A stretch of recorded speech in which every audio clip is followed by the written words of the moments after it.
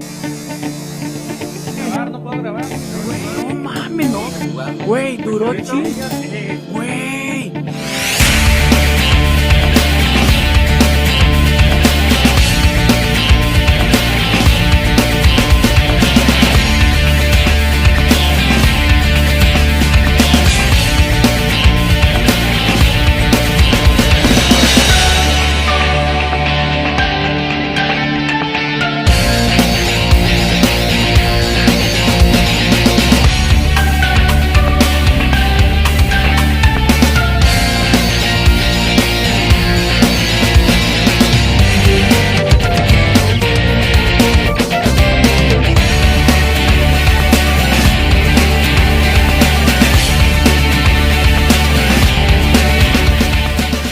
Yo, what's going on, y'all? Welcome to another episode of the Xtreme Truth Podcast. I'm your host, Jimmy Bones. We got my man's legend, Damian Simmons. What's law? This is that original official one from the Bricks legend, Damian Simmons. You're tuning tonight to Xtreme Truth Podcast. Let's get it raw. Definitely. Then we got my man's always with the energy, DJ Just D. Yes, all that. Keep that energy going. And then we got my man's James the Icon Grant. Yo, what's up? This is James Icon Grant. This is Xtreme, and we about to take it, baby. Let's go. Word, making up for Just D's energy. That's what I'm talking about. Oh yeah, all day. All right, let's get it popping. Let's get it popping. As always, we start with our current events. It's so crazy because I thought the last week was kind of quiet, but looking back, it's been a crazy week. First thing, as we discussed last week, New York and New Jersey kids are going back to school today. Elementary school kids and kids with special needs are going back to school first, which is scary to me, especially with this whole COVID thing going on. Yeah, that also sounds like a really unique combo, right? I'm not going to play conspiracy theorists on here. Y'all know exactly where I'm going with it, but y'all got to pay attention to when they start these levels and who they send into certain things and who they don't. You know what I mean? Mm-hmm. I'm not stupid, and I know y'all ain't either. Yeah, yo, it's crazy. Yo, Icon, see, your daughter luckily is out of school, so you don't have to worry about this anymore. But you think it's a little conspiracy with this? The cases is rising. Yeah. And when this all came to be, we know that kids are the carriers, and a lot of times they don't even carry symptoms. So you know what's gonna happen? Kids gonna get the symptoms, then bring it back to the adults and the other family members. Yep. It's gonna be freaking crazy. Yep. It makes no damn sense. Judge D, so you have young children, so you probably have a little bit of a different perspective on this. No, basically they ain't going back to school. Remote learning all the way. Shit. I've had this conversation 3 or 4 times already. Nope. Yeah, I don't blame you. It's scary because as of last week, COVID now became the leading cause of death in America, surpassing heart disease, suicide, fried chicken, everything. Like it's the number one cause of death. Scary as hell, man. That's scary as hell to think about. And it only started like this year. You know what I mean? Like this is something that's been around or whatever. This shit started, obviously from some points it might have started the previous year. But you know what I'm saying? Like this, so from January. We're not we're barely in December right now. Yeah. That's crazy. I mean, just the idea that you have a disease that's killing thousands of people a day. And I don't know, and I hate to talk about Trump. I don't know how this man isn't in jail. How you sitting there telling people you don't need a mask? This disease isn't that important. I don't know how this dude hasn't been arrested for mass murder. White privilege. That's how. Speaking of white privilege, and I wasn't even going to bring this up, but it's something that just popped up. Did you guys hear about that bar owner in Staten Island that refused to shut his bar down when the cops came because he had all types of COVID violations? Nope. No. Yeah. There's a bar owner. He refused to shut his bar down. The cops showed up to shut his bar down and said, hey, you got too many people in your bar. They're not wearing masks. You got to shut down. This dude locked the door and told the cops they can't come in. Wow. Well, on Saturday. Welcome to the Trump era. Now, here's the thing. On Saturday, he's not conceding. On Saturday, he did it again. And while he snuck out and while he was trying to run from the cops, he actually wound up hitting one of the cops while he was trying to run away from the cops. And that's kind of crazy. This dude broke the law, then tried to run while breaking the law. And this dude got away. Wasn't shot. I mean, he was arrested, but he wasn't shot. There were no accidents. These officers didn't fear for their lives. That must be nice. That must be a nice, nice feeling to know that the cops show up and they're on your side. So, yeah, that's, man, it sucks. It sucks. So, yeah, man. But it's unfortunate. But, you know, in COVID news, I never want to gloat about anybody being sick. I really don't. I think it's terrible whenever anybody's sick. But y'all see Giuliani got it. Mm-hmm. Hell yeah. So now Giuliani got it. I wish him a lengthy recovery.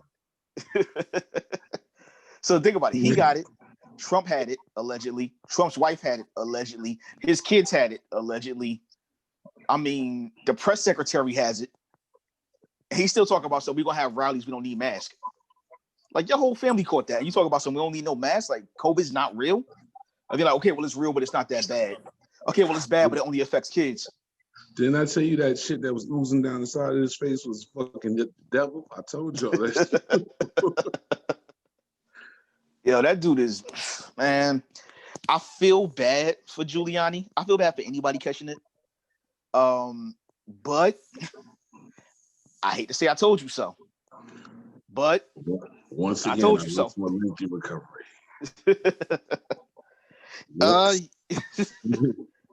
Yeah. I mean, shit, everybody that Trump got down with in the court now. Everybody. Except maybe the youngest son. He probably got it too.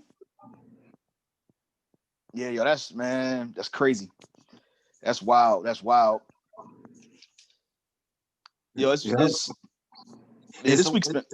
It's the ones that's talking about all this crazy shit, talking about the COVID is either not that bad or the election was rigged. They're coming down with the shit. Yeah. It's rigged. It's rigged. It's all fake. Fake news. Fake news. It's all rigged. I don't get it. It makes no sense to me. But, you know, it is what it is. And then you got these, and I know I'm going to kind of get on liberals with this one. How you have a lot of these businesses, they're like, all right, we're going to open up, but we're going to close at 10 as if COVID is waiting outside at 9:59. Like, all right, I'm going to attack you, but wait till 10. I mean, it makes no sense. You got all these companies doing this. And, you know, you had a restaurant down there in Dallas. This man went viral because you had these women twerking in his restaurant. I don't know if y'all heard about that. This black man opened up this upscale restaurant for black people. We actually had to put up signs saying no sweatpants, no t-shirts, no fitteds, no twerking on tables, which is a rule you shouldn't have to write. No doing drugs. And these women were in his restaurant twerking. He kicked them out and said, yo, y'all making us look bad. Get the fuck out of my restaurant. People attacked him for that. And y'all know about my amazing relationship with the South and how much I love the South. In Georgia, they opened up a restaurant where they're charging $50 a plate and you could twerk as much as you want. Yo, that don't make no sense, yo. Please tell me y'all heard about that. I saw the actual video and it's ridiculous. Yeah. I mean, now, first and foremost, and this is what I always tell people, you know, for somebody owns a business, a land, an establishment, they have every right to invite who they want or who they don't want on their property.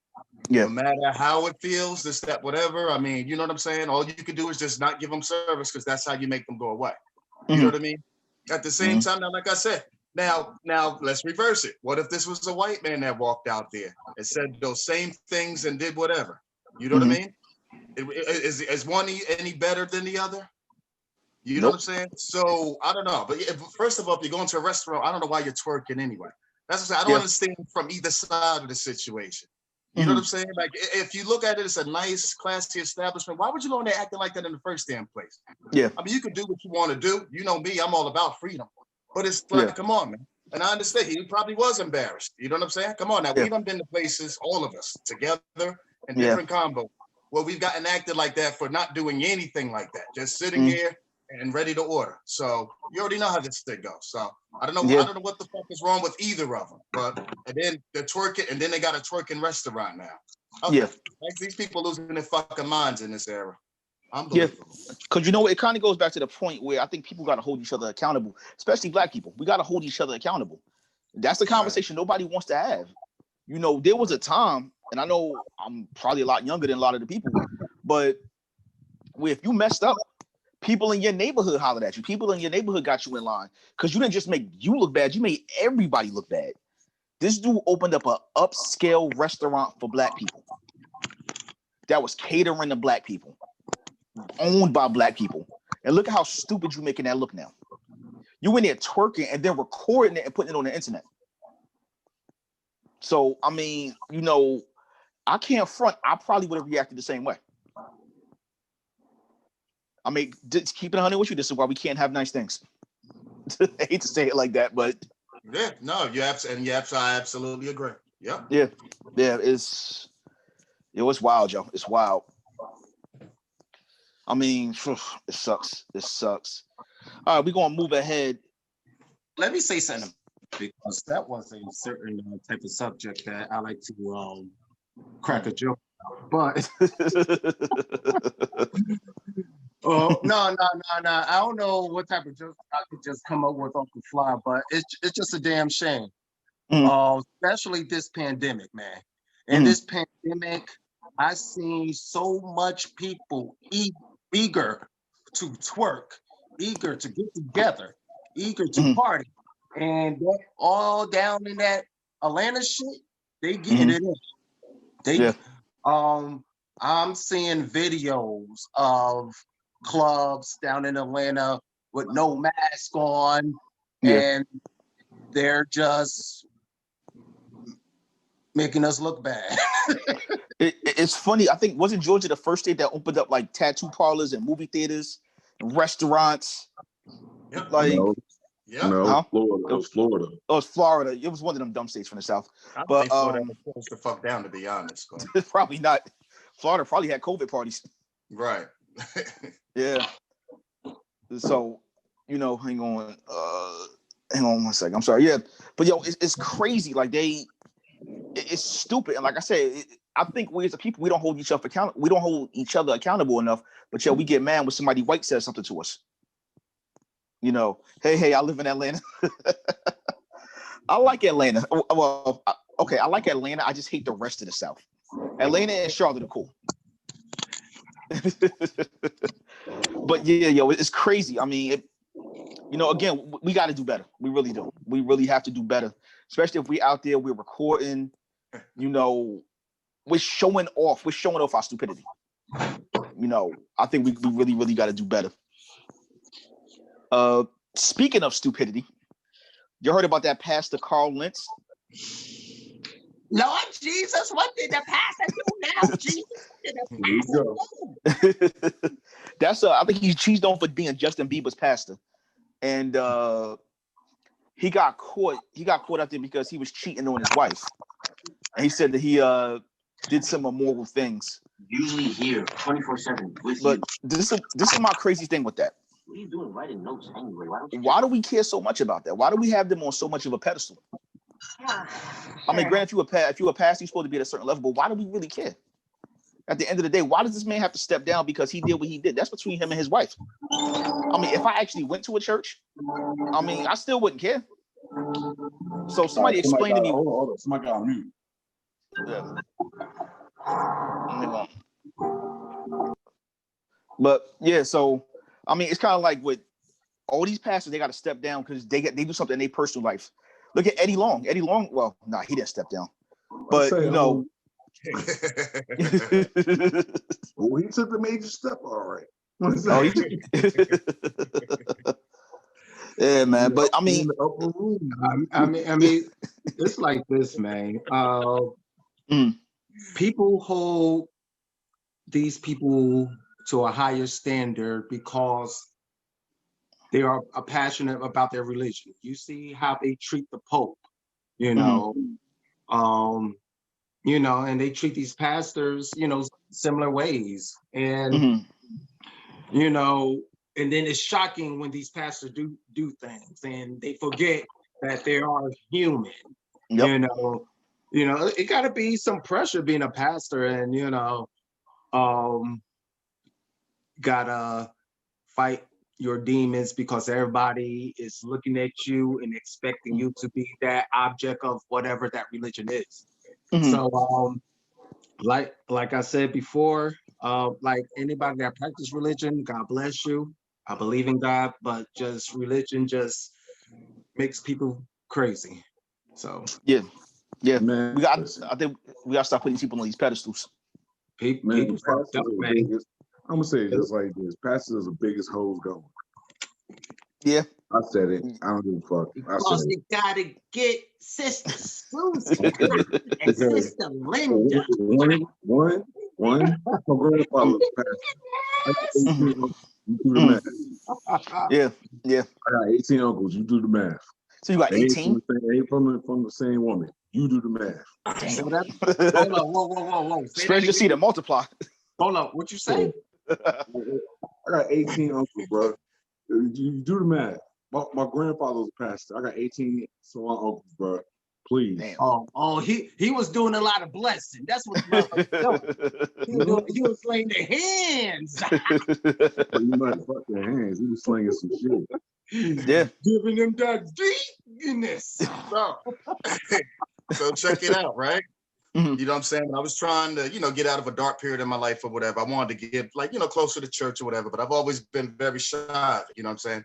Because it's either been forced down my throat or I've been put on a pedestal. Like when I go in for a service, I just want to come there and hear it and listen and go. You know what I mean? I'll sit all the way in the back. And, we see we got a new member today. Come and testify. Like, no, I ain't come here for all that. You know what I'm saying? You messed up right there. You messed up saying one thing. It was forced down your throat. I'm sorry. I hear something else. So it was forced down his throat. I hear something else. I'm sorry. Hey. We're not talking about a Catholic church, so it's all right. Right. This is a religious story, Justin. Come on, he's not 7. No, so, That's some ethics. Thank you, sir. As I was saying. So long story short, somebody got me a job at a church. So I'm like, okay, cool. I can get closer in it wasn't in the church, but it was doing services for the church. So it was cool. And I was like, okay, I'm going to finally learn, what my mother used to say or whatever. Let me tell you now, first of all, a lot of them, the sweetest, nicest people I've ever met. And absolutely, I met one of my best and closest friends of my life there. And I thank God for having me there for that and meeting her. Other than that, these people were just as fucking bad as the people walking the streets. I'm like, okay, you know what I'm saying? The way they reacted. And like I said, I'm not going to go into details, but when we're talking about the whole pastor thing, okay? So this pastor, bro, he had him lined up. You know what I'm saying? So, you know what I'm saying? Like, he couldn't drive this, that. I don't even know if he had a driver's license because he never drove. He drove all these different cars. And trust me, he was. I was about to say a hell of a pastor. He was a great pastor. You know what I'm saying? So, you know what I mean? And like I said, I always been the nicest guy to me. But I just saw kind of like how they were getting down, whatever the case may be. So then they tried to come and they tried to recruit me to their squad because I guess they were seeing I was getting attention there too. You know what I mean? And my thing is just like this. Hey, and first and foremost, he wasn't married. You know what I'm saying? And I'm sure they were trying their best to get in and do whatever. You know what I mean? At the end of the day, when we go out and we hear these prayers and these sermons and everything, you're hearing it from another man. You're hearing it from another woman. They went to school, they studied the Bible, they try to stay faithful and strong. It's just like a diet. At the end of the day, it can go at any time. It's not news unless he's trying to hide it. See, one of the reasons why I used to like to go to a church up in Orange is because that pastor there, he admitted, yes, I was on crack, I was a pimp, I slept with this one, I did that one, and I like that because it's like, that was yesterday. You're not coming up like you're a holy man, and you just, as soon as you was born, you was a man. So those are always the type if I go to any type of services that I can relate to, because I want to hear somebody that's not somebody that you're telling me all these stories and I don't hear nothing about you. Because if I can't relate to you, and then how am I taking information or advice from you? You know what I mean? Yeah, you're right. You're right. But I don't know. Like I said, I think they put these people on a pedestal, and you got some people that go to church, to be honest with you, not to change, but to hide from their sins. Absolutely. They said they still doing the same exact stuff they was doing before. They're like, oh, but I'm godly now. Yeah, but you're still doing the same stuff. Yeah, but I go to church on Sunday. But you were smoking crack yesterday.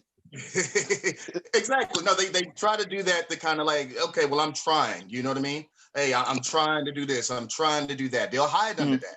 They'll see you doing the same thing they're going to do at 9 o'clock when they get off from Dunkin' Donuts, but they're going to sit there, curse you out about it and tell you to put it in. You know what I'm saying? That's what a lot of them do. That's why I say I take each one for whatever. Y'all know my battles with the Holier Than Thou congregation for all these years. You know what I'm saying? So, like I said, and thank God, like I said, I'm a part of a great network, you know? So, like I said, I'm balanced. I do my research. I never let religion take over my life. My life is not religion, you know what I mean? Because if that was the case, then I wouldn't have to worry about working. I wouldn't have to worry about working out. Wouldn't have to worry about eating, because all my life would just be that. But obviously, there's things that we have to do. So you use that as balance, but know the balance between reality and, you know. And crazy shit. Some people don't. Some people don't. I hear some of the, I'm being honest. It's extreme truth, so we, fuck it. No, not seriously. It's just crazy. I'm not gonna go out on anybody's religion, but some of the crazy shit I hear, like, okay, I'm not saying what religion it is, but the religion that dictates when a person can't use technology. Okay. Wasn't religion before modern day technology? Yeah. So what was the rule back then before technology? I'm curious. You couldn't use wheels. You couldn't use wheels. You couldn't use horse. Like, you got to walk everywhere. Like, seriously. You got to carry everything on your shoulders. You know what I'm saying? Hold on. Can't turn that knob. Got to climb through the window. I don't know. Yeah, I mean, I'm not trying to knock anybody's religion, but I think that sometimes religion interferes in people's lives in ways that it shouldn't. My thing is, you believe what you want to believe, but as soon as what you do affects someone else's life, that's a problem. And as soon as it changes your mentality to make you start judging people or looking at people different either way, that's when it becomes a problem. So, if they put you on this pedestal to make you holier than thou and make you think that you're perfect, that's a problem. And if it also judges you harshly, that's a problem. For my other show that I'm doing Saturday, my guest said she's gay, and she said one of her hardest parts is being gay. She's mad that everybody's judging her for sinning differently than everybody else. And I was like, yeah, I can't even argue against it. I really can't. So, You want to hear something weird real quick? What? I don't know how this all happened. So when I was down in Jacksonville, believe it or not, my sister was a part of a congregation. And my sister's totally straight, always straight to the gate, you know what I mean? But she was part of a church that was for LGBT. Yeah, no, I'm sorry. The whole alphabet. Right. Right, exactly. You know what I mean? I don't want to screw it up, you know what I mean? Oh, hell yeah, now you want to cancel culture me. So, you know what I mean? So she, I was supposed to come down there and help play keyboard. So I couldn't really do that very well. She got me mixed up with Scoop, my youngest brother. So they had me start singing in the background, and believe it or not, I actually became part of their praise team. Sang some solos. It was like one of the greatest times. It kind of made me wish, like I always did before, like I kind of grew up in the church so I could sing I'm about to say hell again. I could sing a lot better. You know what I'm saying? But that was the whole, and like I said, they were all down there. They were, but like I said, they have those things out there. Like it's very weird, because it's like, what parts of the Bible are you going to go after? Are you going to follow? Which ones are you not? And what difference is it if it's all in the same book? Yeah. It's crazy. It's crazy. It makes no damn sense. Bless them all. Yeah. Bless them. Well, I'm pretty sure we're getting. Yeah. I know. I'm going off topic, but it was just a story I heard today. So just before I forget, did y'all hear anything about Bob Dylan selling his whole freaking catalog to Universal? Yeah, 300 million. 300 million. He's about to die soon. Then I'm just assuming. Yeah, it's when an artist sells his catalog, he's about to croak. Yeah, he got to take care of some of them car notes so he'll put it on his grandchildren. You know what I'm saying? Exactly. 300 million. Got to do what you got to do. But you gotta think about it, he's not the only person. Rodney Jerkins sold his whole catalog. How old is he? The world's going to In hell right now. 40s So they're or 50s? trying to live it up while they can. You know what I'm saying? Yeah. The way this world is going, you don't know when it's going to be the last day. You know what I'm saying? Yeah. These are the times. So they like, yo, screw that. You know, it's time to cash in. They say that it's time to leave the casino. Yeah, that's crazy. And before I forget, I'm gonna get this woman's name. There was the movie Baps. Anybody see that? Who? Baps. I remember the name. No, I don't think I did. I know I didn't go to the movies to see You it. ever seen How to Be a Player? Yeah. Remember the little sister that was talking about Bill Bellamy the whole time? Yeah. Yeah. Natalie DeSalle. She actually just Her name passed is away. nigger. Her name is Natalie DeSalle. She actually just passed away. I bless her soul. Yeah, it's unfortunate. She had colon cancer. I believe it said she was 53 years old. Who? Natalie DeSalle. She was in How to Be a Player. Oh, She yeah. was in Baps. Wow. Yeah, she was in a lot of different movies, and unfortunately, she passed away today through the colon cancer. So definitely rest in peace to her. Yeah. Yeah, this year is not playing with anybody. Nah, man. People dropping. I mean, a lot of people dying off this year, man. Shit, if you make it to 2021, nigga, you made it. Right. You might as well start celebrating. You definitely might as well start celebrating. Oh man, yeah, definitely made it. Yeah. Oh, Shane Mosley, man. Yeah. Bro, why you look like Usher from 2011? Yo, Larry, mute yourself, Larry. Yeah, all right, bro. I just wanted to say, bro, you look like Usher from 2011, bro. What? Apparently, like Usher from 2011. I look like Usher from 2011. That's cool. He was. That's cool. Shit, give it to me. But yeah, yo, that Shane Mosley thing, that's crazy. Yo, his divorce, his wife got half of his money on all profits on tapes between 2002 and 2009, and his 3 championship belts. Yo, And then y'all wonder why I'm not married, right? Then y'all crazy. I see it. Yeah, I just moved out to the waiting room. Larry, is you doing that weird shit, man? Yeah. Yo, I just moved out to the waiting room, yo. Yeah. What the fuck? Oh, that was crazy. Yeah, that just got moved to the waiting room. Yeah, that got moved to the waiting room. I was like, what is going on? Well, maybe dude said you like Usher because he was trying to holler at you. Oh, fuck, man. Yeah, that was. Thank God you handled the editing. You got this from me. Oh yeah. You got to like the shit out this. That motherfucker gonna be standing at the computer like Brutus the Barber beefcake. I hear you, bro. Slip on, brother. Slip on. Shit. Yeah, yo, your man's trying to holler at you, man. Who's man? Okay. Yo, I think he got a confession for you.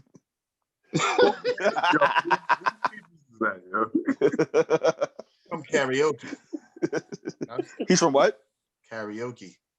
Who's karaoke? I don't remember which one. Oh, Who's that? The white guy? Yep. That was Larry? I'm pretty sure. no, I kind of recognize the voice. no. Yeah, I pay attention. No, I don't think so. You sure? No, I don't think so. No, that dude was cool. It didn't sound like him. Yeah, that's crazy. Whoa. Nah. So cool. Yeah. So you know what I'm saying? That wouldn't make sense. damn right, cat. Maybe he drunk. Yo. Right, and Larry always shows his face. Yeah, that dude was cool. I don't know what that was. No, I that don't was know. somebody else. Well, you know what? Whose man's is that? The public. So we're going to get bombarded by the weird shit, man. Yeah. That sounds like success to me. So yeah, I had to knock that out. That was kind of crazy. Logging in. Hell yeah, they bored as hell too. Man, Simon, hell yeah. Log in. Oh, yo, L, you was doing so good with your audio. Caught on, yeah. Come on. Yeah, your audio is messed up. Like, Yo, you see that's what you get because L was like, I'm the only one with good audio now. See what happened? Yo, I'll be back. that was crazy. Yeah. Yo, fellas. Yeah. Why is it since we started doing this, we've been talking about possibly trying to put videos up on here, and then somebody do a fucking freak show? Yo, was the dude really raping another dude with a gun? Yeah, that's what it looked like. Bro. So he had the gun in his behind. Yes. Yo. And then there was another clip of somebody sucking dick. Yeah, and the white guy jumping around in he had something on his balls or something. Oh. Yeah, they can have that. Okay, so okay, so right, get back to what you were saying that threw you off. The part is doing that remember the heckle icon.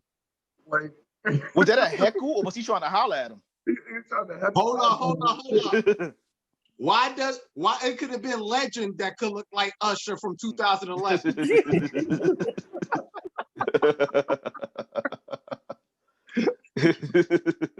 Why y'all assume that it was me? We both had shades on. Because he said icon. He said icon, yeah. He did say icon.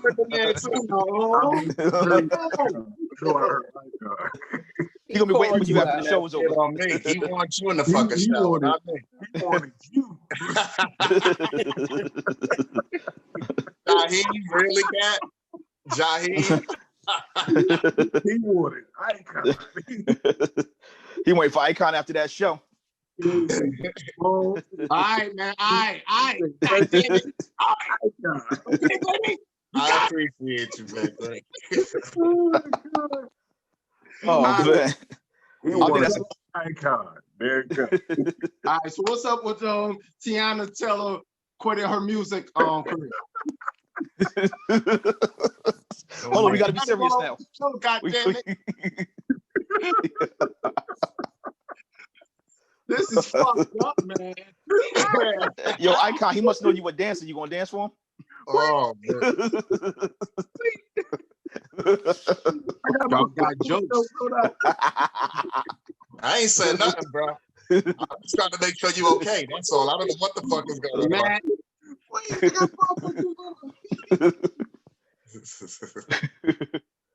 Yo, man. So yeah, icon Tiana Taylor, you can bring that up. Yeah, man. It's fucked up.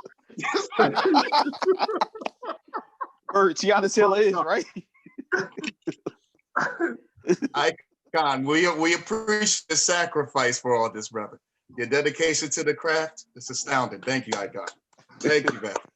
Bringing the new fans, bringing the new fans every day. Don't bring any more of those, but go on, Icon. Well, you can rest assured I will not be fraternizing with the audience. There's no fraternization with the audience, okay? All right? Keep my dick in my pants, okay? My dick belongs to me. And my no means no. before she comes to take that shit. Okay, but moving right along. Good. Yeah. I know I'm probably going back a little bit or forward. I don't even fucking know because that shit done derailed fucking everything. But what about Floyd Mayweather coming back to the ring in freaking February? Yeah.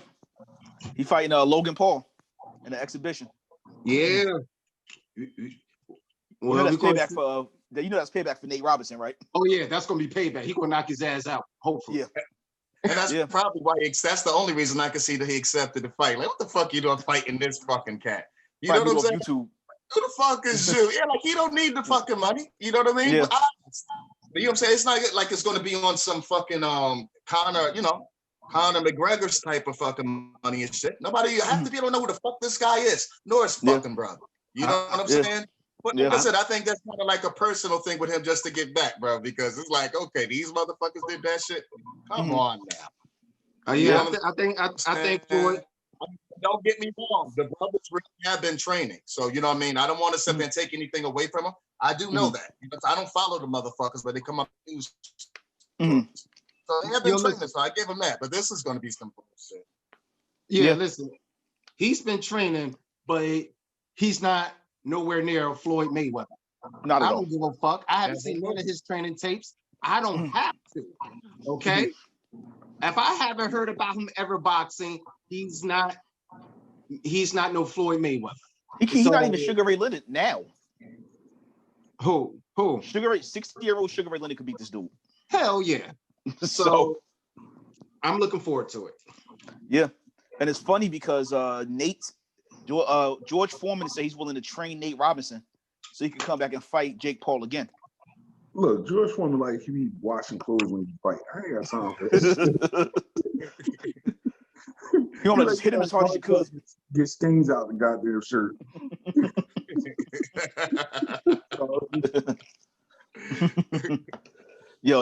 He's all about coming back and training himself. You know, I'm looking forward to both fights.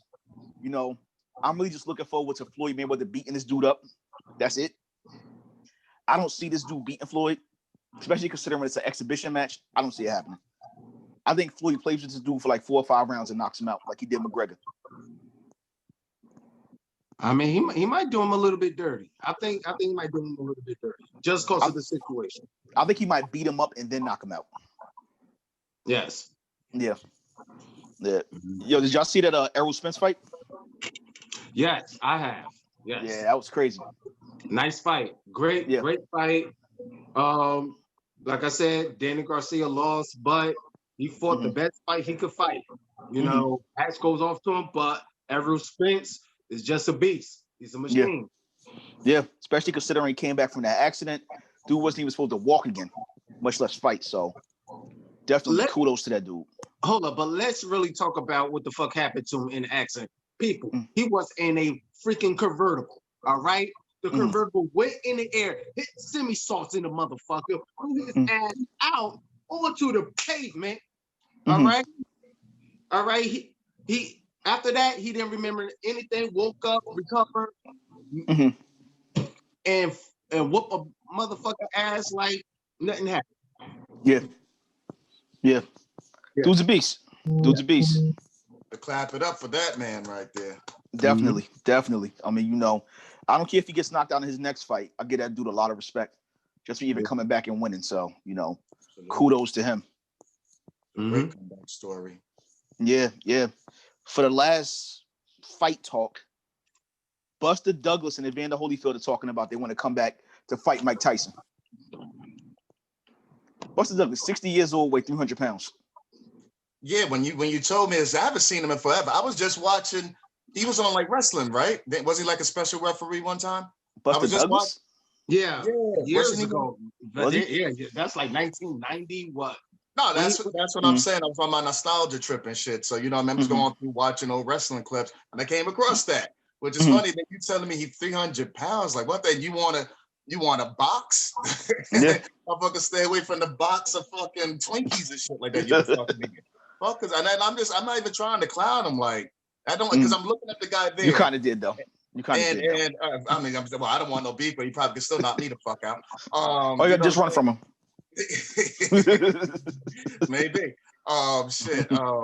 Like I said, somebody to have that frame and then you got all that extra weight on you. And I've gone through that. You know what I'm saying? And I'm not a small guy, but I've gone through that. You know what I mean? It hurts. It starts to hurt on your legs, your ankles, and shit like that. So you know what I'm saying? Now, as far as them fighting Tyson, this is my whole thing. X him out. You know what I'm saying? If it's not, I don't want this exhibition shit where, no knockouts, whatever. You're not going to do the real deal, then leave it the fuck alone. I think I expressed this. You know what I'm saying? We saw it, Roy Jones Jr., we saw Mike Tyson. Anybody growing up in that era, these were like fucking, like, you know what I'm saying? The legends. God, you know what I'm saying? Legends, right. You know what I'm saying? So, and they were never even, I think, really in the same weight class division. I don't remember. Or they weren't at the same time. No, there wasn't.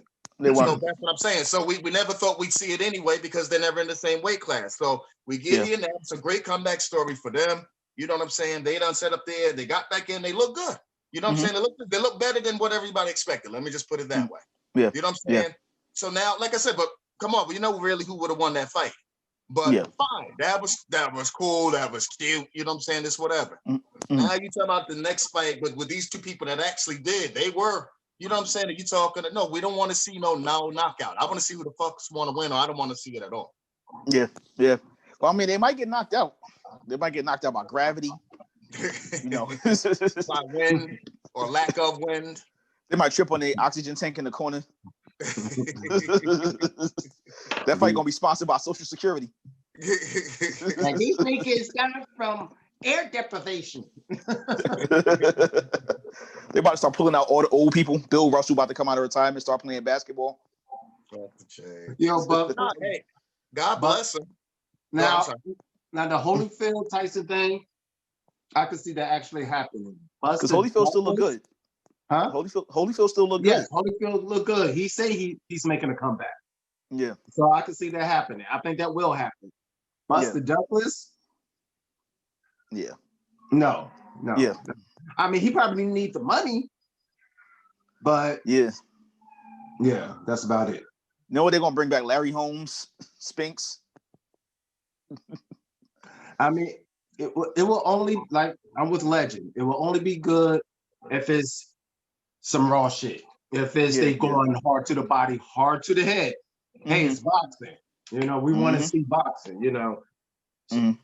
So yeah, that's about it. Yeah, it's crazy. It's unfortunate, but hey, and good news, basketball is back this week. Awesome. I don't know how many of y'all watch basketball. You know, Russell Westbrook got traded to the Wizards, which is crazy to me. I didn't see that happening at all. Got traded for John Wall and a couple of draft picks. I never saw that coming, but you know, it's gonna make the East real interesting. I don't know how many of y'all watch basketball, but I'm a Knicks fan, which is unfortunate and painful. But yeah, really, JJ, she like, yeah, it is. I'm a Knicks fan, or do or die. I'm Knicks. You get it. All the way. It hurts. It hurts. It hurts, but yeah, one day, it'll happen. It'll happen. I'm trying to see what's going to happen first. Either the Knicks going to win or the Lord's going to come. Might be on the same day. Right. The Knicks will win a championship, but then the sky will open up. Don't talk about my Knicks now. Don't talk about my Knicks. I'm a Knicks fan too, but you were like, "Yo, the Knicks won. Are those 4 horsemen?" Like, why the Hudson River turn red? So the goddamn Knicks won. That's what. Yo, it's wild. And you know, the final thing, I hate to end it on a sad note. Pat Patterson, WWE legend, Hall of Famer, passed away last week. One of the first openly gay wrestlers to ever come out. You know, he created the Royal Rumble, created a lot of instrumental things, not just in WWE, but just in wrestling in general. So definitely rest in peace with him.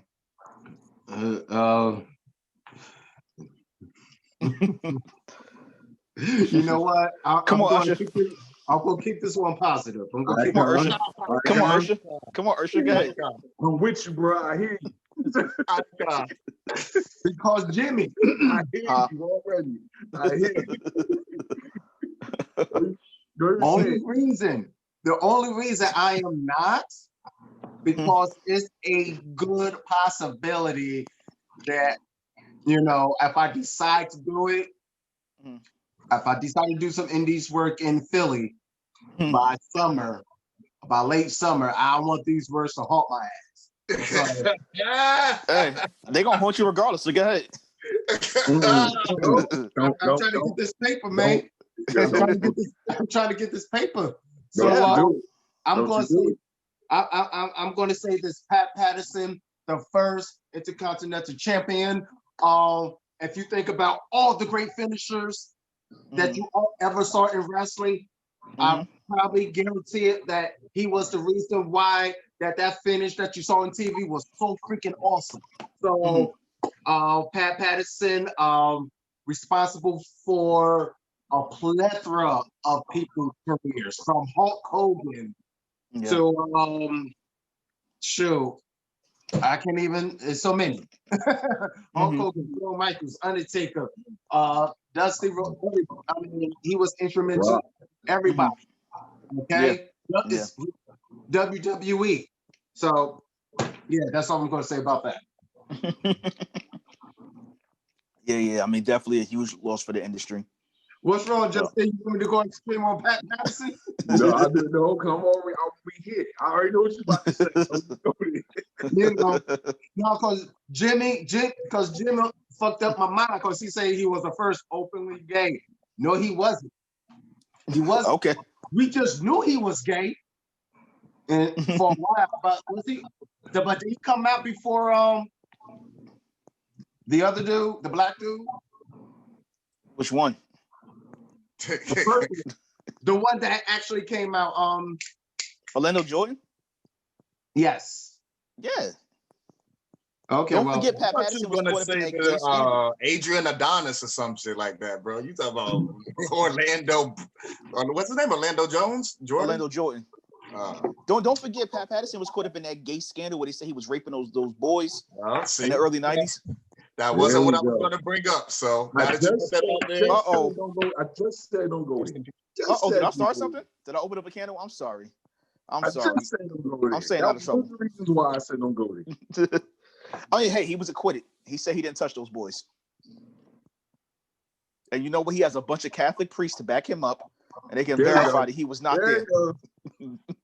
There you go. What? Okay, swear to God,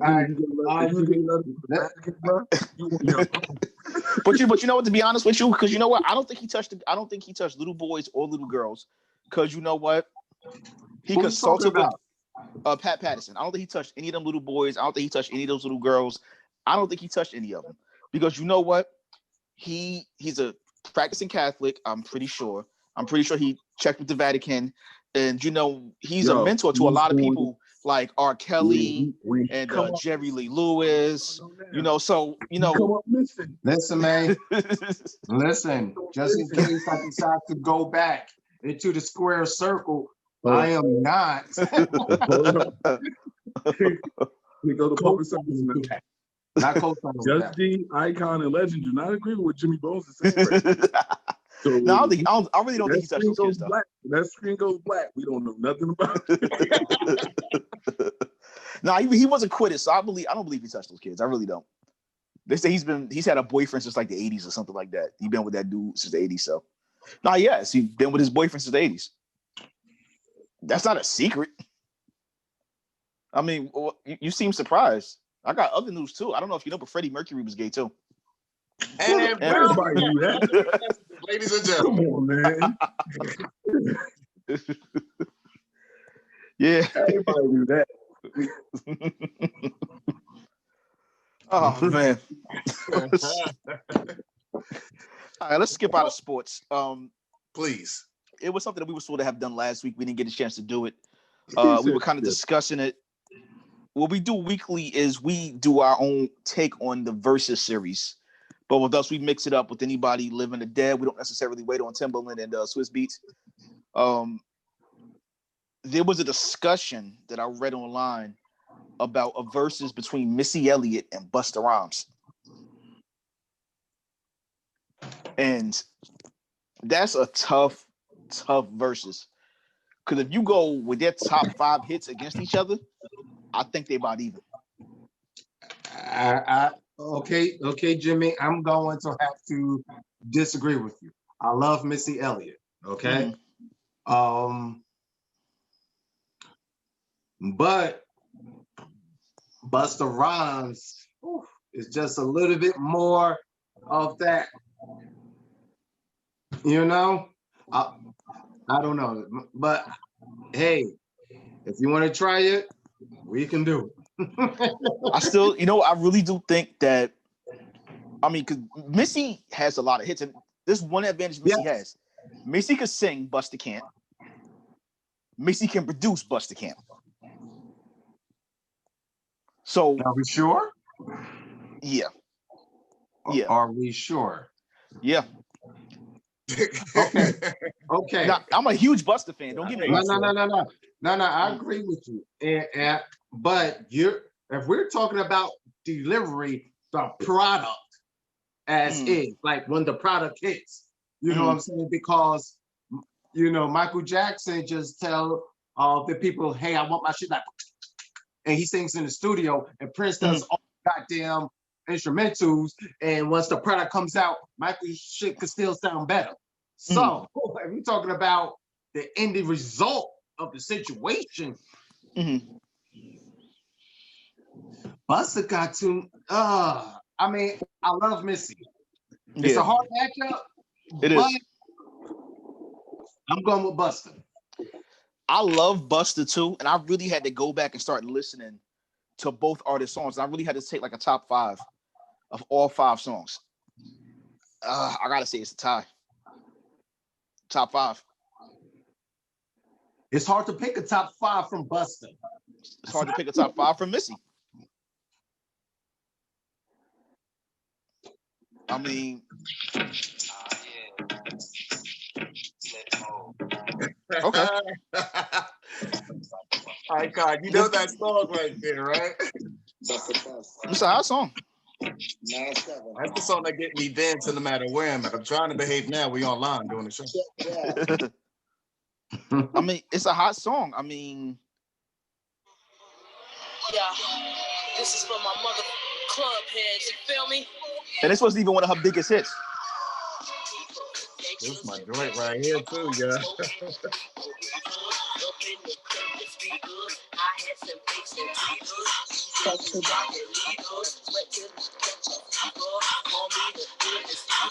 Okay. All right, you right? Okay. I don't think they're ready for this shit. Hey, let me take their ass back to the club. Watch it, turn it, leave it, stop format, touch it, bring it, pay. Watch it, turn it, leave it, stop format, touch it, bring it, pay. Watch it, turn it, leave it, stop format. It's a fire song. Bring it, pay. Watch it, turn it, leave it, stop format. They actually own that song together. That's the remix. That's a collabo for them. And I hate to have to play this song, but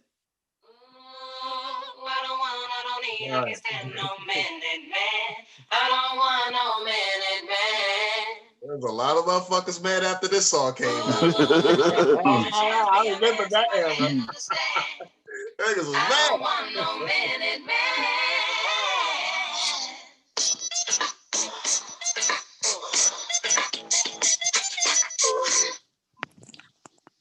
I mean, are you done? Man, I don't know why you stopped. Shit. No, because one, you keep on putting these verses together that is too different.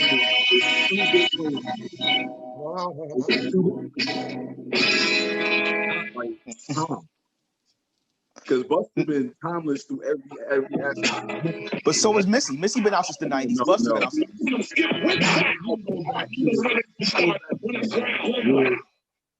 You go back with Busta to Tribe Called Quest. So you go back to Busta 92. Missy's what, 95? You can't go back. You cannot go back with Missy to like Tribe Called Quest time. Busta, you could go back to Leaders in the New School too. Which is around 92. You go with Busta to about 92. You go with Missy to about 96. 92. What were you? Leaders in the New School? Scenario was 90. Well, no, Leaders in the New School, that was what, 90? That was first. He was first. So that was 90. And then it was Tribe Called Quest. Then it was Tribe. Yeah. Yeah. Then it was still in the New School. He went on with his own thing. Still, that around that time when he put his own thing, Missy came in the middle of that. Yes. Yeah, Missy came in like 96. Missy came in 95, 96. Leaders of the New School debut in 1989. That's what I was saying. It's the 80s. I was saying 90, so I was close. In the 80s, then, you know what I'm saying? So, yeah. But you got like Busta right, made he's classic. His whole from then to now. Yeah, Missy, those two together is not even a competition, really. And I'm a huge Busta fan. I'm a huge Busta fan, but I think Missy has a lot of bangers. She if you play them does. back to back in the clubs, Missy has a lot.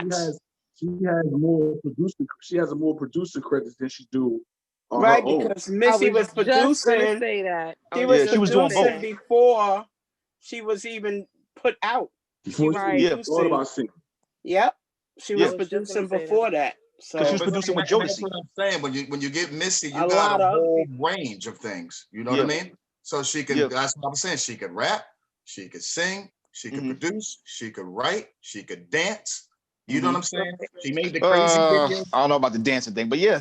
Well, She I don't can know what. entertain. She can Anyway. entertain. Yeah, Well, Missy's a great entertainer. Right. Missy, Yeah, she is. She is. Thank you, Auntie. Right. great She entertainer. is. Thing, you know what I mean? So Yeah. that's what You know I'm what? saying. You know what I mean? Busta does his thing. Some people are not into the way that Busta raps. You know what I'm saying? Yeah. You know what I mean? So they're not. So I know some people. I want to slap the hell out of them, but hey, they're right to their opinion.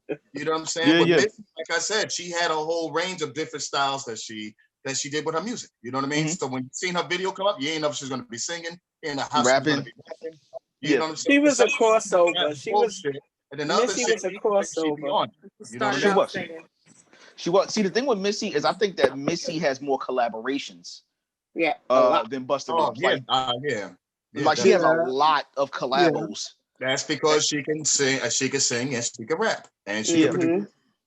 So that's what I'm saying. But yet, Like if but yet, and still, even with, I'm gonna say this. I've seen both of them in concert. You actually will pass the fuck out of a Busta Rhymes concert. Yeah. well, I mean, they got different flows too. Because I mean, like I'm a bigger Nas fan than a Busta Rhymes fan. But I'm not no Nas concert. no, I'm not. sorry. But I'm just saying, like for me personally, I'd rather see Nas than Busta. Granted, I'm a fan of both. I don't know. I mean, I was around them both. I seen them both perform. Up close. One time I was it was like almost like a private event years ago before Robin Thicke dropped his first album. So it was Robin Thicke and Pharrell and Busta Rhymes. And it was all in this closed-in type of studio. Dope performer, Missy Elliott. You know, you might feel like you worked out when you leave. You got your money's worth. Yeah, Busta, he's But Busta, he's a headbanger. Busta He really goes is. hard. It's so He hard does. that the Rampage fell off the stage at Summerfest years ago. Yeah.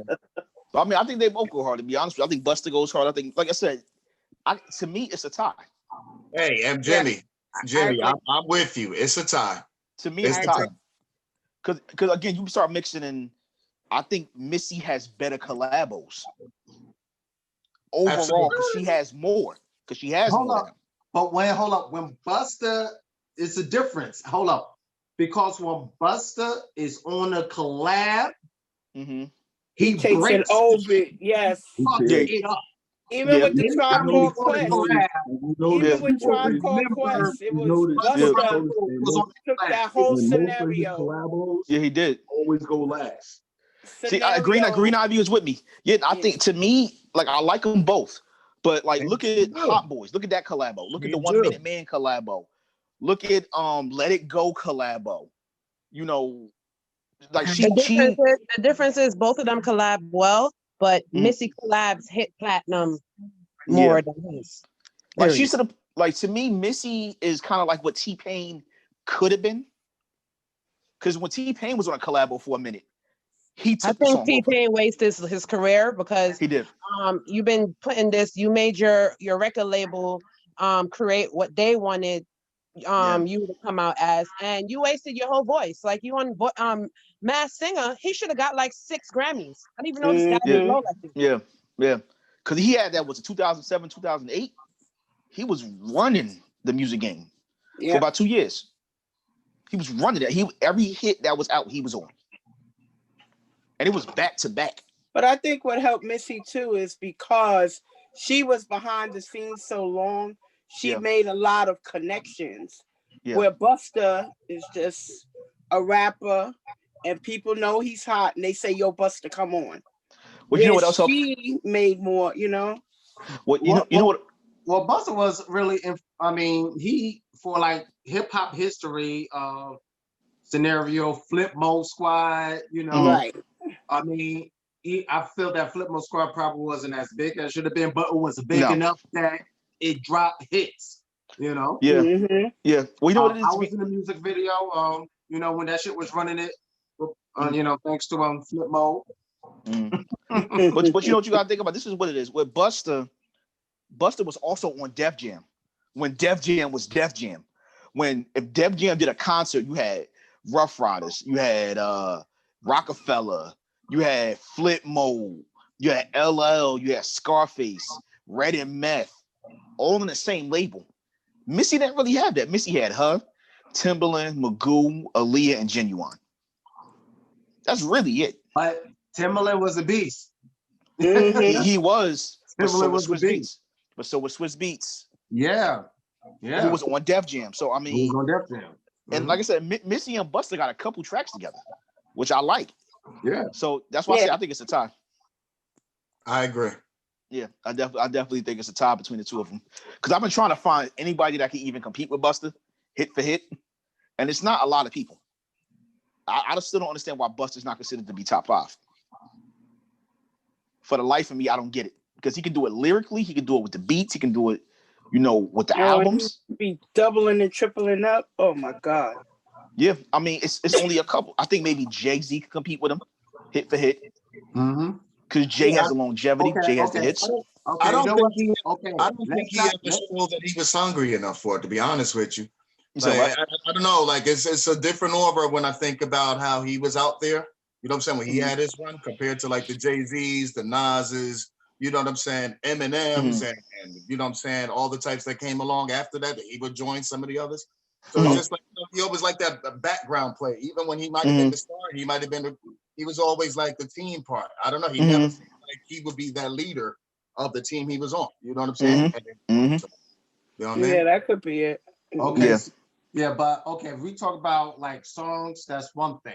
But if we're talking about who I think who have the skill to get with him, like just the original lyricist type, you know, how shit is supposed to be. You know what? I'm going to surprise y'all. Treach from Noted by Nature. Yeah, Treach can spit. He's the beast. He is. People be forgetting how beast he is. Yes, he's good. Yeah. What messed Naughty by Nature up is they had those hits, and then he started being known as a gangster instead of a rapper, and he went over into doing movies. That's really what messed up Naughty by Nature, because Naughty by Nature has some hits. And I was so proud of him, because I'm like, damn, we need something from Jersey. Everybody, New York this, New York that. When they came onto the scene, what? Felt like they rocked it. But here's the thing about Noted by Nature that a lot of people don't know. They could still go overseas and cake over there. Helicopter. You know what I'm saying? One time, Method Man was just saying how a lot of 90s artists, when they go overseas, they much more appreciated. Of course, they are. They are. What's crazy is I went to this show a couple years ago in Newark.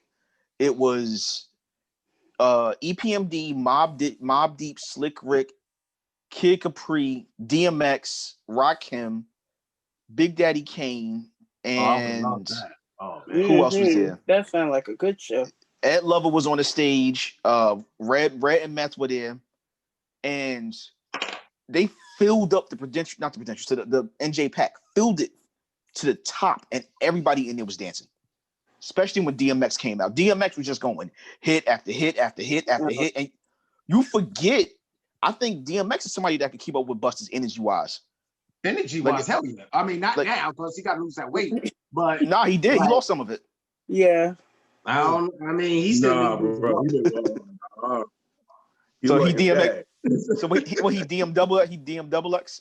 Yeah. You know what I'm saying? DM double X, baby. Yeah, man. Yeah, that dude. Yeah, he's. I mean, I saw him. I was up the whole time I was at his concert, and he was just running through doing snippets of his hits. Snippets. When he did half a Stop Being Greedy, the crowd was up. And so, yeah. All right, so we're gonna go with a tie on this one. Mm-hmm. All right. Yeah, we're gonna go over the top. Okay. All right. We're gonna bring up something that we didn't cover last week. We haven't done our hood legends, aka extreme legends. It's somebody I want to cover that I don't think really gets the credit that he deserves in terms of just being a star, a legend, in terms of just being somebody that could do it all. You know, we talk about Michael Jackson. Michael Jackson was great, definitely. We talk about Prince. Prince was great, definitely. James Brown was great, definitely. A man that we don't talk about that really changed the game is Gregory Hines. Gregory Hines, that dude has Tonys, Emmys, nominated for a Grammy, was in hit movies, amazing tap dancer. He had that hit with Luther Vandross. He was in theater for years, hit movies, and I do not understand why he is not mentioned as one of the greats. Because there's not a lot of people that can do what he did. It's really not. Yeah, he's a triple threat. Yeah, he's quadruple threat. Mm-hmm. They mention him. They don't more so mention him in the regular, circle, but amongst the theater and the dance world. Oh yeah, he's the reason that Savion Glover he's the reason why he was trained. Yeah. He got partially trained by Sammy Davis, passed that legacy on to Savion, and Savion, he did the freaking movie Happy Feet. He was a tapper in Happy Feet. Yeah. Crazy. And my favorite movie with Gregory Hines was Tap. I love that movie. Tap was a great movie. That's the first thing I saw, man. With Sandman Sin. Yes. Sandman Sin from the Apollo. Yes, when he was creating the beats with the street sounds, that was fire. That was fire. And that's the thing, he doesn't really get that respect. I mean, everybody talks. Prince was talented. Don't get me wrong. Prince is a very, very talented dude. I don't think Prince could do what Gregory Hines did, to do it all. And y'all know I'm a huge Michael Jackson fan, but I don't think that Michael could do it all. They all. I mean, when it comes to Gregory Hines, like, it's true. When it comes to Hollywood, like, he was not like appreciated in the mainstream, but growing up as a dancer, oh man, props was through the roof. Yeah. When he played Bojangles, that was really good. He's like on that, almost on the lines of Sammy Davis Jr. in a way. Yeah. You know what I'm saying? Had that essence, that type of, that little spark of an essence that, a lot of entertainers nowadays don't have. Yeah, at all. They don't have it. I mean, you got to think about it. He was at an era where you had him, you had Mike, Sammy Davis Jr. was still alive. Yeah. You had Prince. Right. You had Janet, all at the same time. It was a crazy time, best time. It was the best time, yeah. I mean, and if you think, and it's just like right then, you had generations passing it off. So you had Sammy Davis and James Brown passing it off to Michael Prince and Gregory Hines. Like, that's crazy when you I think this generation kind of has that with Usher and Chris Brown. I think Usher's a good dancer. I think he's a good singer. Yeah. He's amazing. Amazing entertainer too. Amazing. Yeah, I think Chris Brown is. I think Chris Brown's a good actor. Chris Brown can sing, rap, dance. Chris Brown does all his own threats. Yeah. Chris Brown does all his own stunts when he did Takers. That was all him. Yeah. Yeah, he does his own stunts. He was good in that too. Yeah, but I think out of all of them, I think Gregory Hines was the first quadruple threat. Yeah. And you know what's sad is and what? Quadruple threat and what? What you mean? He could sing. He could dance. He could act in movies. He could act in theater. Oh, Sammy Davis Jr. Did Sammy do Broadway? Of course. Yes. He did do Broadway? Yeah. He was with the Rat Pack. Are you kidding me? Yeah. Oh, no, he was good.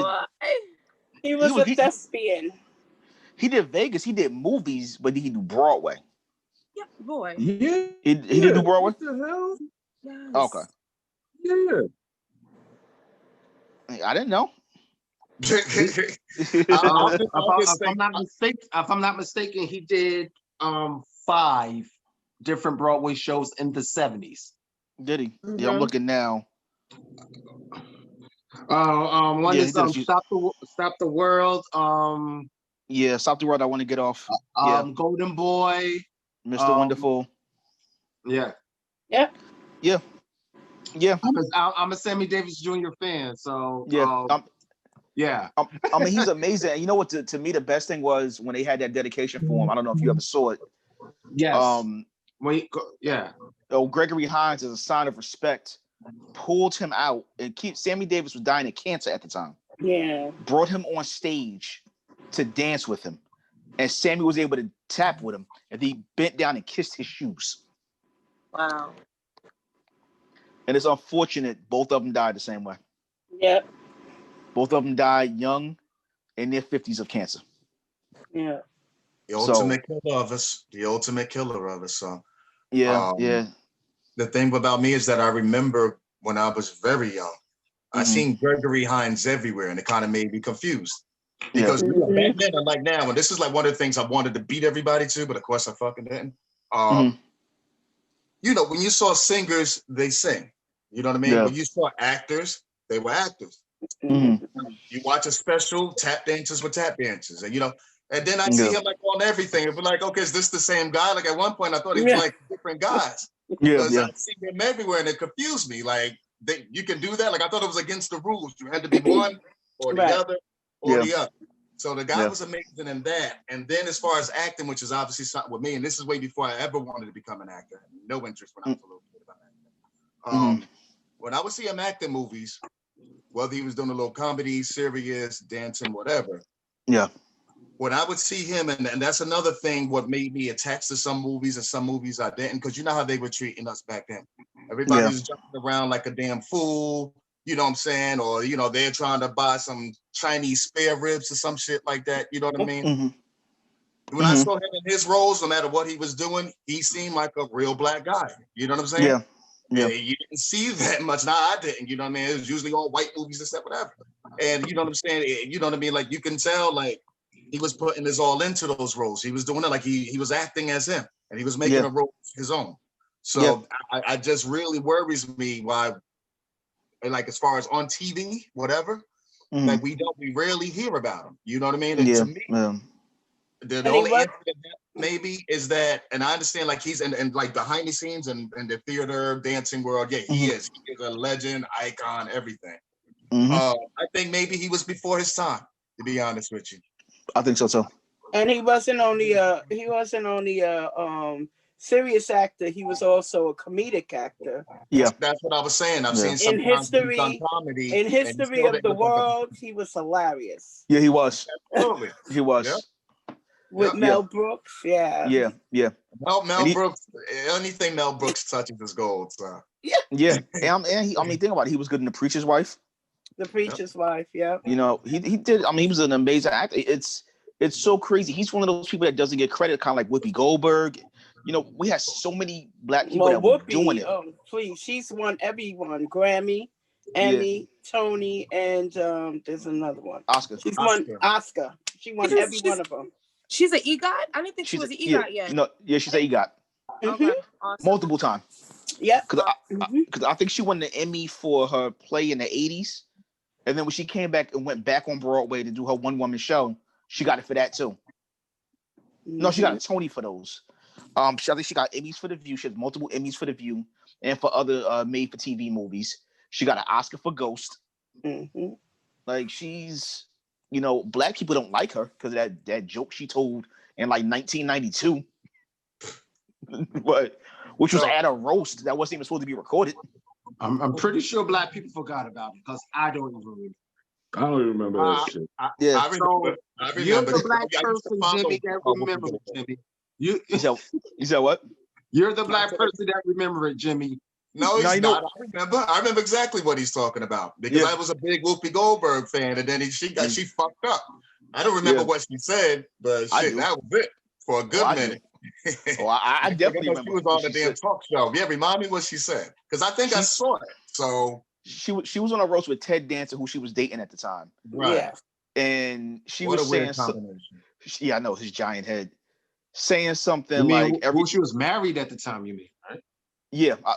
Did they ever get married, or were they just dating? No, I don't think they got married. I don't think They got married. Didn't he try to divorce and get money? Or I think they were just, maybe. They were just dating, I think. I don't think they ever got married. I think they were married. Yeah. But he told the joke pretty much that she was in on. They said that she's so black that every time she takes a shit, they think that he thinks it is her little babies in the water or something like that. Yeah.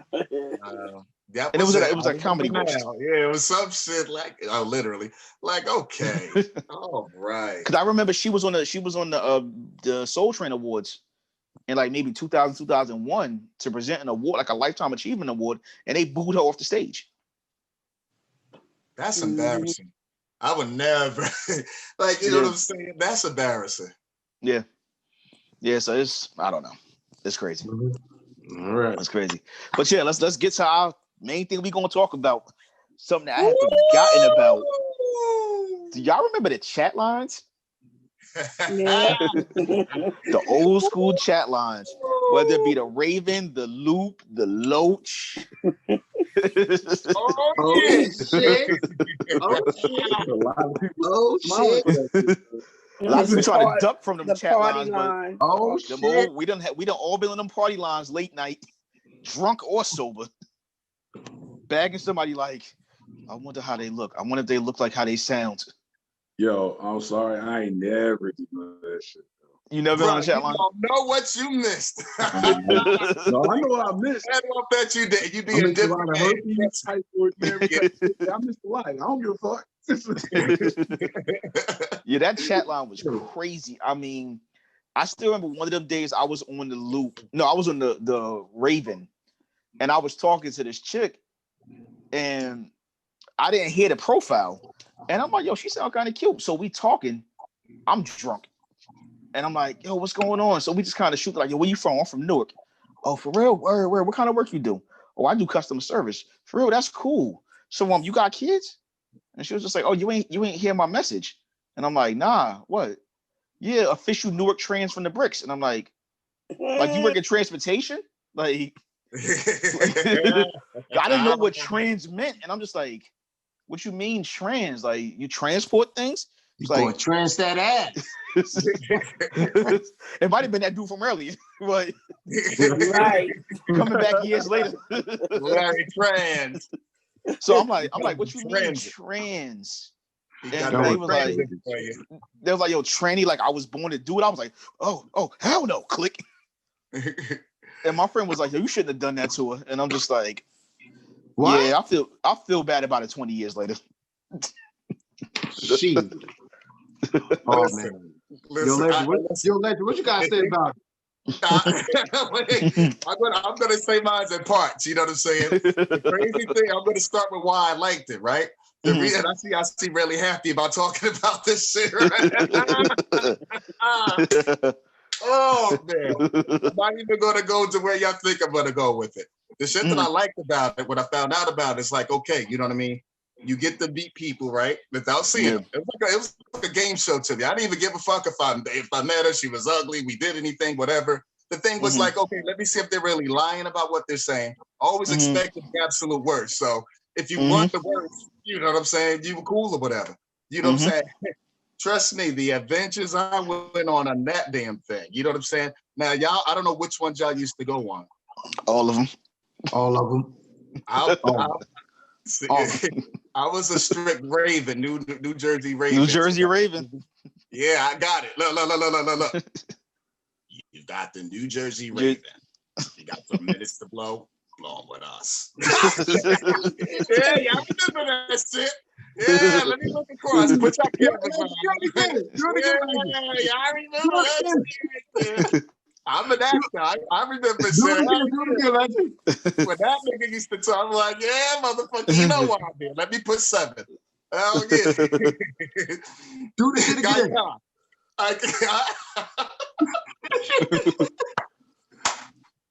You got some minutes to blow them with us. Say it again. you've got the New Jersey Raven. You got some minutes to blow with us. You don't sound like the motherfucker, man. I used to have the whole shit, but I couldn't prepare it tonight. You know, so I was running around and promoting all day. I had the whole shit, you know what I'm saying, the whole spiel. All right, so let me tell you a story. No. I don't know if I can tell you some stories, but I can say this. I can literally say this. I had some crazy experience on the chat line. Like one time, you know, I'm talking to this chick, and she happened to live not too far from me. I'm like, oh shit, you know. So, like literally walking distance. I didn't even have to drive over there. So I was like, all right, I'll come check her out. You know what I'm saying? So I walk like legit 5-6 minutes, right? Get to her crib, knock on the door. She comes out, right? Now, listen, if you're talking and a part of your lip don't work, you should let a nigga know. You know? If you're talking like if you got like something like this type of shit going and everything, and I don't know if you're trying to somebody or you know, but you know, it'll be some horror stories, man.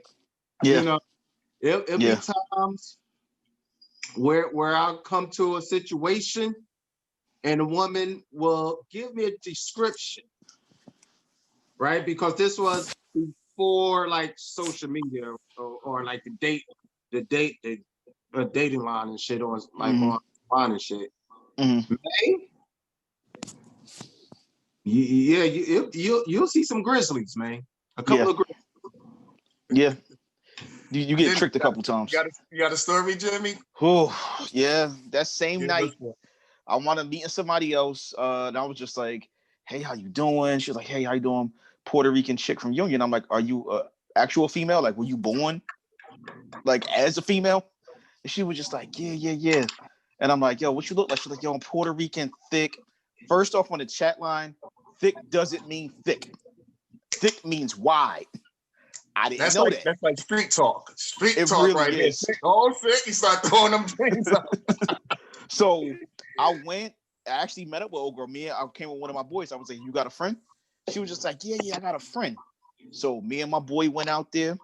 We went to the liquor store.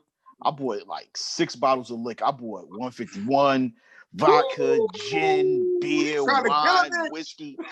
So I bought all of that. We get up there, and I see what looks like a giant white dot. It was grizzly. Keep talking, Jimmy. I'm sorry. I saw it look like a giant white dot down the street, and I'm like, "What is that? A sign? A building?" And then, oh my god, she was just like, "Oh, hey, I can see you," and I'm like, "Where are you?"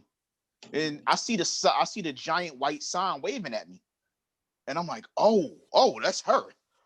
Oh, so I get there. Yeah, she does look like a refrigerator. But I get there and I immediately put my bag down and open up my bottle and start drinking from it. So she was like, "Oh, my friend is here though." So my boy is there with me, and this chick has no teeth. She's like in her 50s, and she's just like, "Do you have cigarettes? I need a cigarette." And I'm looking like, you know what? I guess we're gonna have to take this L together because we took the trip all the way up here. And then she was just like, "Yo, you know what? Don't even worry about it. The girl with no teeth, she ain't even for your boy. His girl's on the way. She's skinny. She like 21. I'm like, word. This chick shows up with a black eye. And it's like, yo, what's good? She meets my boy. They go do their thing. They get it in the kitchen. Hold on. Time out, Jimmy. Time out. So the motherfucker comes in with a black eye. With a black eye. Fuck it. Yeah. I'm going to beat her up into your way. Now, here's the funny part. She wound up beating him up. He was hitting it. She said he wasn't hitting it hard enough. She gets off of him and punches him in the face. So like cats do. You ever see cats fuck? So that's kind of like what it's doing. So she gets up, punches dude in the face. And I'm sitting there like, yo, this is crazy. I mean, I almost stopped hitting it. Almost. But you know, I saw that. Okay, back up, Jimmy. Yeah. So you in the process of doing the damn thing. Yeah. While this dude getting beat up because he can't beat it up. Yeah. Okay, I'm just making sure. Okay. Yeah. I stuck the sausage in the refrigerator. Yeah, I did. All right. Yeah, I stuck the sausage in the fridge. Yeah, I did take one for the team. Yes, and I actually said, I said, yo, bro, because she did. I mean, besides the black eye, the chick wasn't bad looking. I mean, you could cover that up with makeup. Hold up, time out. It's the same dude. Okay, this is not what you call taking it for the team. All right, because usually it's a good looking situation, and the bad parts is left off, and then you gotta take that for the team. It seems like you were just on a fucked up field. Exactly. And you know what's the bad part about it is that, yo, that was probably the craziest time I ever had with that chick. I mean, every other time after that was, I mean, crazy, but not as bad. And so, you know, yeah, that was kind of wild. That's kind of wild. Yeah, I took that hit hard. I took that hit real hard. I want to spend the night up there. Refrigerator, nigga. I want to spend the night at her house too. There must have been some that refrigerator must have been kicking some energy. Exactly. Now, you know what that energy was? It was half a bottle of 151. Whatever. That's why I stayed. But you went back. So it wasn't the 151 because you went back. Oh, it's the funny part. Now, here's the funny part about it. The second time I saw her, I woke up in this hotel and she was just like, how come every time I see you drunk? Jimmy trying to forget that shit. But you didn't have to go back. What did you go back? The second time I was must have been good. Something must have been good. The second time I was dropped off and didn't know when I was drunk. Mr. Cow dropped me off. That's what you get. That's what your ass is. The night with the way you did. The black cat. The black cat stripes. Mr. Cow dropped me off. I was drunk. It makes all sense, man. That would all make sense. Yeah. I hear a motherfucker went back for sex for the pussy. I was like, nah. You know, shit, I was drunk. Well, you know what? The person. I was drunk. But here's the crazy thing about it. Anal Lube tried to holler at her. And he ain't hit it. Yeah. Oh my God. He probably showed her that lube. She was like, nope. Yeah, that's that chat line. I mean, I had some good ones on there too. Man, I had some good ones, but that was probably the worst. Yeah, that had to have been the worst. I mean, the third time I saw her, I didn't hit it though. The chat line made my 20s hella hot.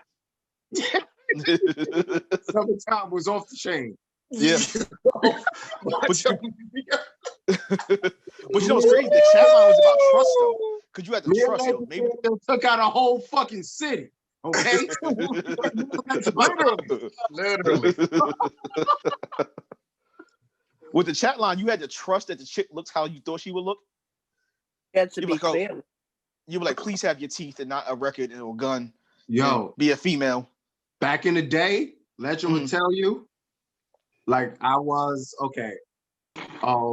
younger, so I was ruthless at certain situations. Okay, that's his waiver, ladies and gentlemen. That's his waiver. Go on. Okay, but because I was a type. Listen, if you didn't look the part, don't act like you are the part and do some shit, because I'm going to shut it down. So one day, Legend, if you could remember this story with me, because it was years ago, of course. Now, honestly, I don't know. I believe it was the chat line you met them at, or whatever, or we met them. I mean, me and Legend used to go on it together, like tag team and get. It was crazy. Like I said, we was in our 20s, okay? Talking about playing field, ain't you? Playing field. Huh? Right? Talking about Plainfield. That's where they were from. Oh, okay. But I know, hold on. Hopefully we're talking about the same shit. Okay, go for it. It's a lot of shit, but hopefully we're talking about the same shit. Okay. So we go to this house, and the lady say, they coming out, right? We probably waited for over 30 minutes, 35 minutes, right? Now, like I said, I was in my 20s. I'm at a different type of brainwaves. Right? I'm outside having a motherfucking fit, right? Right? I'm like, who in the fuck is gonna have us waiting? Oh, now I know fucking 5 minutes. I was like, this. I was right, and at the time, I don't remember who brought these extras. I'm paraphrasing. I'm just quoting what I said back then. At the time, I'm like, these bitches must be out of their fucking mind. I was like, I legend, real talk. If these bitches not official, I'm shutting this shut down his bed. That motherfucker turned the lights on. Ain't taking this fucking long. These bitches better be dimes. If they're not dimes, I'm blacking the fuck out. I was terrible, people. So what happened? The two chicks came down. Right? I looked. One of them was okay. She was kind of cute. The other one was ugly than a motherfucker. That did it. That did it. I was like, what the fuck, y'all? I said, y'all gonna have us waiting that damn long? And by the way, you're cute. You ugly than a motherfucker. How dare you have us waiting that long to come out ugly than a motherfucker? Let's go, like. It was terrible. But that was you didn't need me for the story at all, Icon. I knew you had it. It's a short story, so but it's a true story. Yes, yeah. But y'all think we can open? Yeah. Hold on, I never even got a chance to tell my story. Go ahead, Legend. I'm sorry. I apologize. Go ahead. Okay, you know what? I'm gonna save mine for a future time. That I'm actually gonna take that out there. Now I want to hear it now. No. I got an idea. We'll take it for a future time. That's cool. Oh boy. All right. I guess we can open it up to anybody else that's actually done the chat line thing, because I know it ain't just us. I know it ain't just us. I'm about to ask somebody a question. Woo! This is a hard one now. You know what I'm saying? Because I got all my little freak queens here. You know what I'm saying? Don't need to be fine now. Goddamn building. I got Destiny in the goddamn building. I got Cat in the building. Shit got a thing in the hand in these motherfucking streets. But that's the name. No audio. Yes, Icon. I'm sorry. Hey. I'm sorry. He calls for Destiny like fucking Lionel calls for his sword and shit. I was like, wait, that's my name. Okay. What's up? I know you have an experience about a chat line. No, actually, I've never been on a chat line. In your life? No. What? Never ever. Wow. That's why I'm surprised to hear y'all stories. I've never ever been on a chat line. Wow. At all. Wow. Yo, Drew, what about you? Have you ever been on?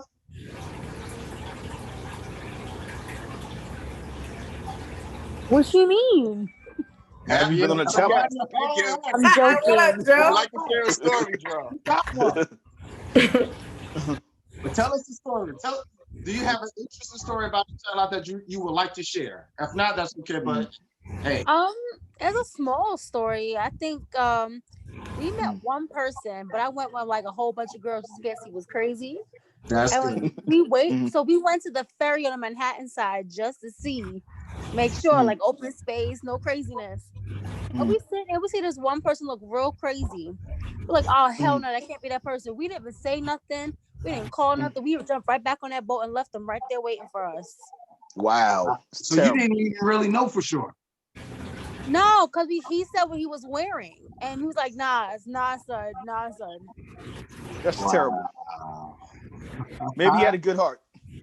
Fuck that. I was very superficial younger. So no, that kind heart shit was not something for me back then. That's I knew terrible. I was a chubby pretty girl too. Oh hell no. That's terrible being so superficial. That's not a good thing. I don't condone that That for anybody. was then. I was like, I'm messing with you. I'm messing with you. I think everybody was kind of arrogant and superficial when they were young and in their early 20s. So I wasn't. Who said that? Me. You weren't at all? Why not? No, I loved everybody. I mean, I loved everybody too, frequently. I didn't judge people.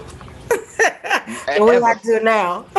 So if a dude tried to holler at you with one leg and no teeth, you would have let him holler? Here he go to one leg, no teeth. Nah, what is that about, Jimmy?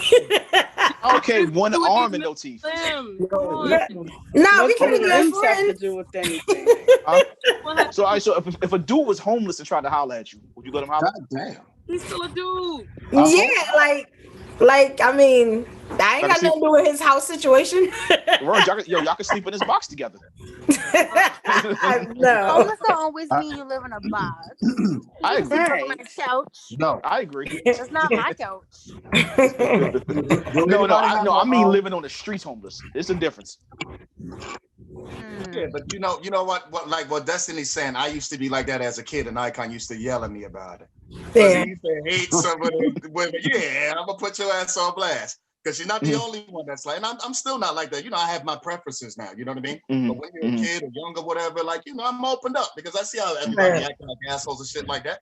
I just want to ride or die. Of course, that didn't exist back then. That language. But you know what I'm saying? It's like, yeah, I wanted to ride or die, like a little partner to grow up with. Like I didn't really give a fuck about the stuff ever. What I found out though is that they gave a fuck about me. So you know what I'm saying? Just like I'm sitting up there with an open thing, shit. Everybody wasn't opening up to me. You know what I mean? So after a while, I said, okay, you gotta have your standards, this, that, whatever. So you know what I'm saying? I get it. So when I was on the chat line shit, like I said, you know, I put it like this. If you turned out, because I'm not gonna sit there and say like every time I met a girl and I found somebody interested in like she just whatever was with me. No, a couple of them played me the fuck out. So my thing is like this: if we got good on the conversation on the phone to the point where we're comfortable enough to meet up, okay, cool. And most of the time with that, I would exchange numbers and we talk on the phone for a little bit first. Of course. We meet up. If we don't like what we like, it's not like we still can't have a good night and be cool. And I've done that plenty of times. You know what I'm saying?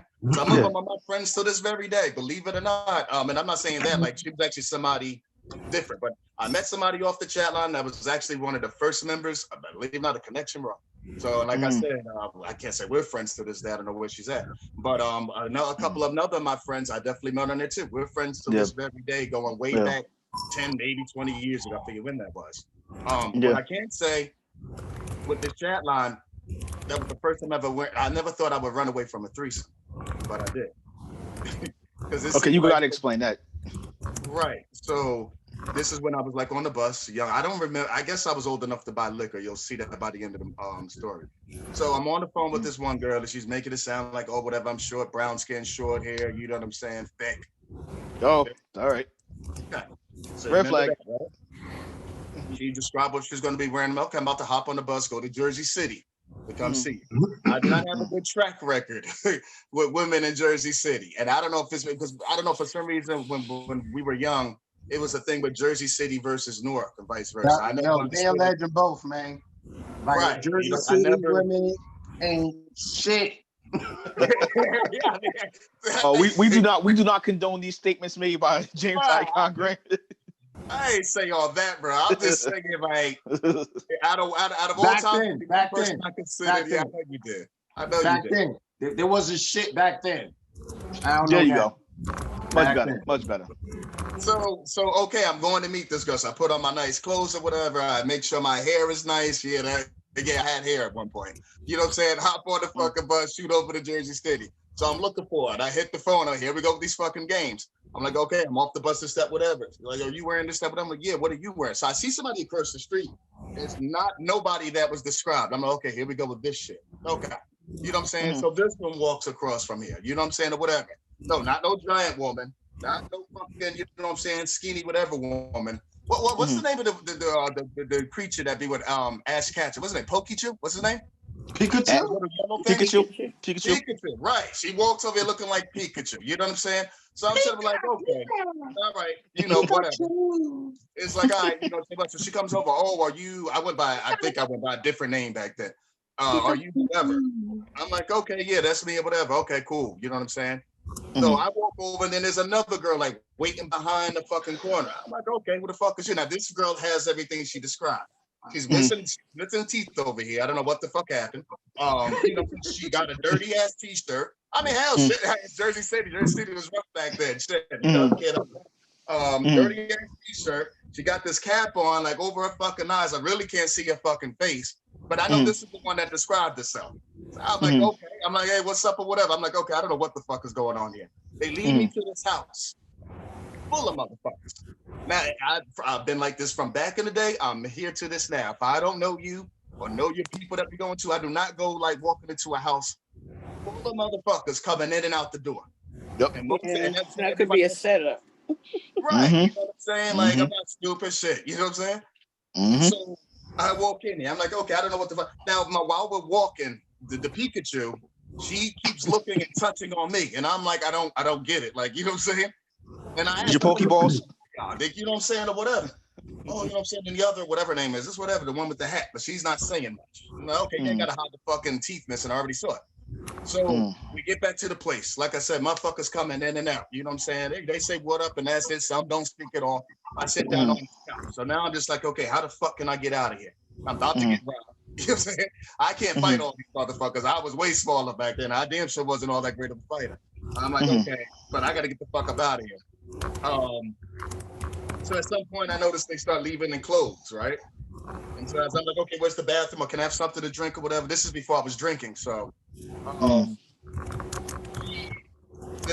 Pikachu one comes over and she starts feeling on me, right? And then I shoot over to the other side of the kitchen, and then the other one's fucking feeling on me, right? But things on me, oh shit. I see what they about to get into. So right before the last, they're like, oh shit, you know what I'm saying? It's whatever o'clock. It was early. And so I'm like, oh shit, that's right. My last bus is about to run. Look, you know what I'm saying? Yo, I'm going to catch up with you. I'm going to call y'all whatever. Shot. It was like 10 buses running after that. I stepped to the liquor store, got me something to drink, and I wasn't even drinking that. So that's me. I didn't know what the fuck. I guess it was a threesome. I don't know. But trust me. But if they weren't no men, I don't know why you kept running into men. I never ran into a woman or a man posing to be a woman. But if the chat lines are still open now, that's probably all that's on there now. Yeah. You get caught out there real, like you got to be specific. Like, are you a female? Were you born one? An actual one? Do you get periods? Real one? Like, you got to ask all of those questions now if you go in it. Now, some people, you know, thought there was meeting a chick, found out that it was a dude in chick clothing. Y'all had a problem. And, you know, had real problems. You know what I'm saying? That motherfucker got killed. Yeah. Just saying. Well, that's kind of what messed it up. What really messed up the whole chat line game is, I think the girl was white. She was from North Carolina and came all the way up here by herself to talk to some black guy that she met online, and he killed her. Yeah. She was like 16 or 17 years old or something like that. No, she traveled all the way up here and they killed her. On there. That was what was always the danger about it. Because a lot of people was getting set up, getting robbed, getting hurt, getting killed. Yeah. There was a lot of that shit going on. That's why I said when those chicks brought me over there, it wasn't so much about them. Like, that was something totally different. I'm like, what the fuck is going on here? Because I don't think it was a nice house. But you could tell what they were doing in there. You know what I'm saying? I didn't like being around that shit unless it was people that I fucking knew. You know, because I don't know what y'all got coming in and out. I don't know somebody staking the house, no my fucking luck. You know what I'm saying? The boys are up in there, you know what I'm saying? I don't even know what the fuck is going on. I'm just a fucking guest. Ain't even been there fucking 30 minutes, you know what I mean? So, but it was dangerous. It's like, it's the same as now. Now just everybody's online. Everybody's online now. This is why I don't trust the online shit. I trust that even worse. At least I can get a voice to kind of figure out through the conversation might be what's going on. Yeah. On there, I can't. I'm sorry. I tried. You were taking chances. Well, you know, there's a whole documentary about online dating and how mad people got killed, how the setup was. There was one particular company where they knew and they were warned beforehand. They did nothing about it, and this guy wound up hurting one and killing a few others. And I was like, wow. I think it was like, I forgot what dating app it was, but that was a documentary on one of the streaming lines now.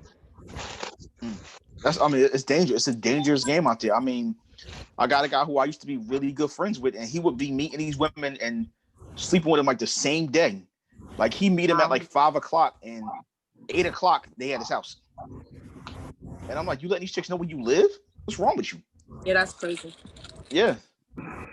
They tell people that they're supposed to keep the conversation on the apps to remain safe, and when they take no blame, and when people take the conversation to personal devices instead of on the app, there's nothing they can do, blah blah blah blah blah. But reality, when I see, is when a person who is not of color gets hurt or missing or killed, that's when there's a big deal in a documentary made. And there's women of color or people of color disappearing or getting hurt, they don't care. Yeah. So yeah, it's unfortunate. Yeah, it's terrible. I mean, but the chat line was a big part of the 90s and the 2000s. I know a lot of people that was on there, sober or not. The 80s too. 80s, yeah. You got bored. That's what you did. You get bored, you on there, or you drunk. You drunk like 2 a.m. All the bars and clubs closed. You like, you know what? Let me hop on this chat line real quick. Oh yeah, I'll be right behind the wheel, like set up my profile and shit. Yeah. They say there was walkie-talkies. Yeah, the boost, the chirp phones. I remember those. Who this? I'll be real scared of that. Like, where you at? Behind you. Like, yeah, I'm good. Yeah. I mean, it was a crazy time. You had that. You had Black Planet. You had Instant Messenger. ASL, age, sex, location. AOL. Yeah, but you said the You can't forget the BlackBerry Black Messenger Planet. too. The who? The BlackBerry Messenger. Yeah. I hated that shit. Oh my Yeah. god. I'm actually still friends with somebody from there, and that was years ago. We're still friends to this day. Well, I mean, think about it. You had the AIM Messenger. You had what else? You had the AIM Messenger, Yahoo Messenger, Black Planet, Mi Gente, Asian Avenue, MySpace, Facebook. Well, this was even before Facebook. I mean, yeah, it was a crazy time. Just trying to explain it to a kid now would sound crazy, and they probably be like, "Wait a minute, y'all used to call random phone lines and meet people, and then assume by how they sounded that they would be cool and go meet them." Yeah. There's some stories I would never tell my children when I have them. I should have been abducted many times. Oh, me too. Me too. Oh. Yeah. I mean, it's not all horror stories. I mean, I had 2 exes that I stayed with for a minute. I dated them both at the same time, and I met them both on the chat line. They were real good people. I liked them both a lot. So, fuck it, do it double times. I mean, like I said, we were good friends. No, go ahead. Sorry. No, that was it. I know when I was listening to Legend's story, it made me laugh because my ex told me about when he was on one of the chat lines, met up with somebody, gets to the house. He was going to smash, gets to the house. And he was like, he said, that's a big female. Then there was a friend. And then another friend popped up. He was like, I was surrounded by what he said was, I was surrounded by trannies. And I was like, that's what you get for thinking with your little head. He said he had to think about how to get out of that situation without them manhandling and taking advantage of him. I told him that's what you get. I laughed. Till this day I laugh. Now, there's not all horror stories now. You know what I'm saying? There was some stories of glory. Trust me. Right. And like I said, I'm not even just talking about the friends that I met put through aside. Like I said, there were some pretty, I mean, I don't know about the guys, on the women's end, But us looking at the women, yeah, there was some pretty ass women. As I said, that's what I found it fun, because I didn't want to judge somebody by their face. You know what I mean? With me, it was like I want to see their personality, whatever. They could be bullshitting. You know what I'm saying? Once you talk to a person for a certain amount of time, you can kind of figure certain things out. You're not going to know them, but you can see certain things. And I love doing that. So, you know what I'm saying? This is back in the day where I didn't mind talking for a little bit, you know, whatever, about getting to know a person. And like I said, I come up and I meet up, you know what I'm saying? They say, oh, yeah, looks like this, that, whatever. And you meet up. And sometimes I was amazed, like, oh, shit, you on the chat line? She'd be like, you're on the chat line? Okay, shit, come in. You know what I mean? So, man, I've had a few scary situations, man. You know, like, I mean, great situations, but it was some that was quite frightening, you know. I ain't never fuck with that shit. Yeah. Oh yeah. I got something to say, Jimmy, because knowing that it's 10:03, got something to say. That's because D don't talk. Huh? You damn right I don't talk, because one, I don't get myself in situations like that. Two, I'm looking like, what the fuck? Y'all go through the whole bullshit. Three, at that time in those years, I was Batman. You ain't never know what the fuck I was doing. I love it. He spoke. Yes. You never knew what I was doing. I always sit in the cut. I was a quiet one. Ask Legend and James. What happened at the Comcast party? They did not know where I went. I was busy, so I didn't really notice. Nigga, we don't know what you're doing now, nigga. Exactly. Oh, yo, but Jim, I wanted to say something because knowing that's 10:04 and everything. Yeah, I know what I'm going to talk about. Yo, listen. I mean, this is for me. Now, listen. Once Jimmy says the recording stopped, okay, good night, recording stops. Y'all never have to have a question right after. Yo, don't ask me no question afterwards, because I'm out this motherfucker. If you on this line for over 2 hours and shit, and your ass just finally going to decide to have a question afterwards, hey, I might not even hear the shit. Just letting y'all know. Okay. I agree. After Jimmy going to be like, all right, good night, folks. All right, record this out. Oh, I got a question. Shit, I was like, beast. What the fuck's going on? I can't with his public service announcement. He be killing me. Yeah, Ursha killing Run me. his in and out. Ursha killing me. Let's pick a question to ask Icon. Icon, what are your horror stories? My horror stories? Yeah, or a good story. We're dealing with the chats. I gotta really think which one to tell. Oh, well, dang. Okay. I got a question too. Right after that. I almost choked sipping on my tea. Yeah, I got a question too. Okay, I got a funny one. All right, so I was talking to this woman on the chat line for about, I think, maybe 3 weeks, whatever. She happened to be Italian and some other shit, you know. So it wasn't black, but she was mixed with some other shit. So how can I say this? All right, so she came to the crib, right? The way that she said how she looked from hair to neck was right. Oh shit. Okay. Here's the thing.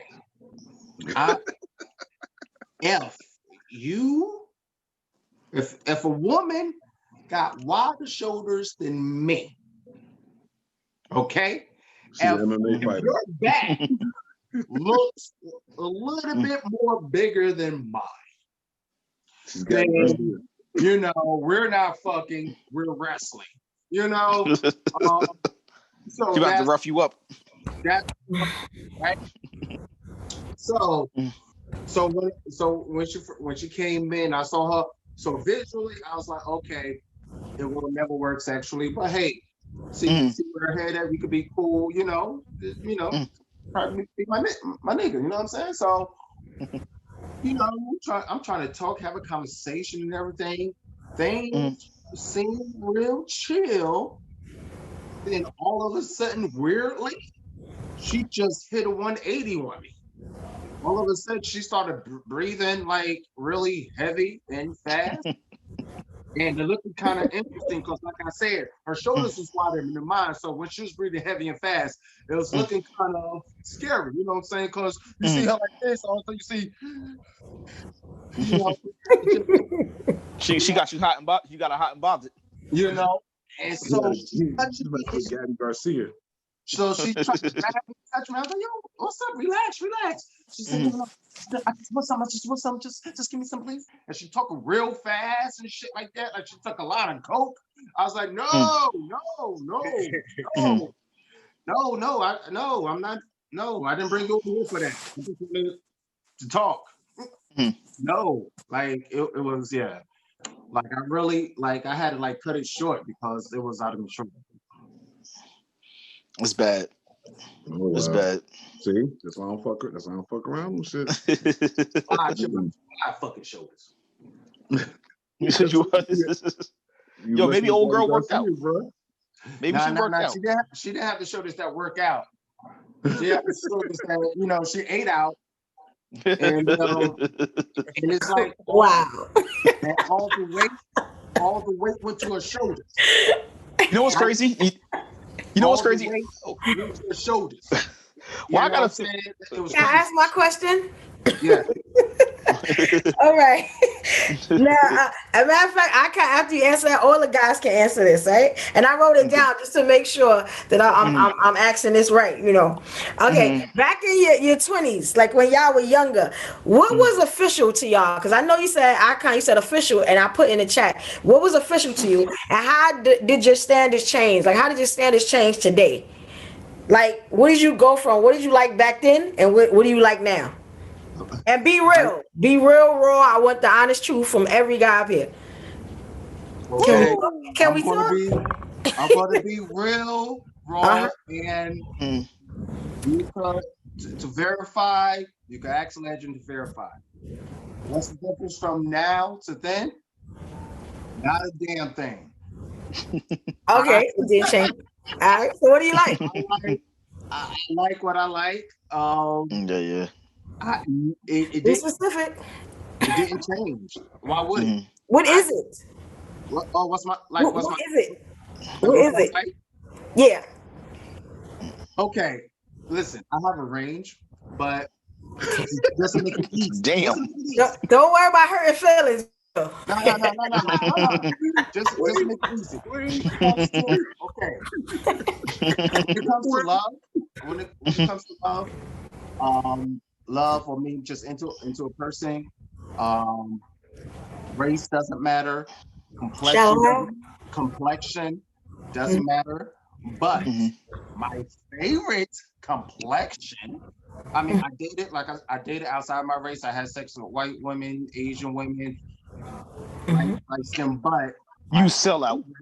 My favorite, no, my favorite is dark and chocolate.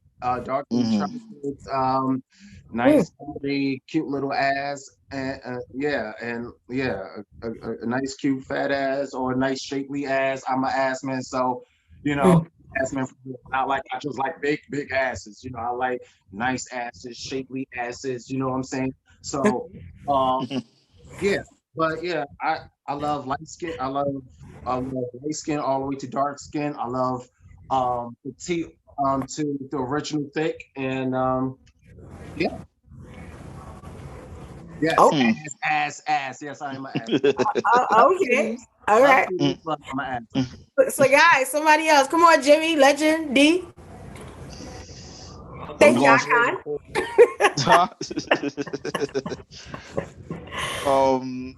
Nah, my standards haven't really changed. For the most part, it's still the same. I don't really care about race, but I prefer Black and Latin women. But again, I don't really care about race. One thing, I like a woman that has her own hair. Like I don't like weaves and wigs. I mean, if a woman wears one, whatever. But I prefer a woman that wears her own hair that doesn't have to wear too much makeup. That's a big deal breaker for me. The type like you gotta wipe her face off. Jimmy, no cookie cutter answers.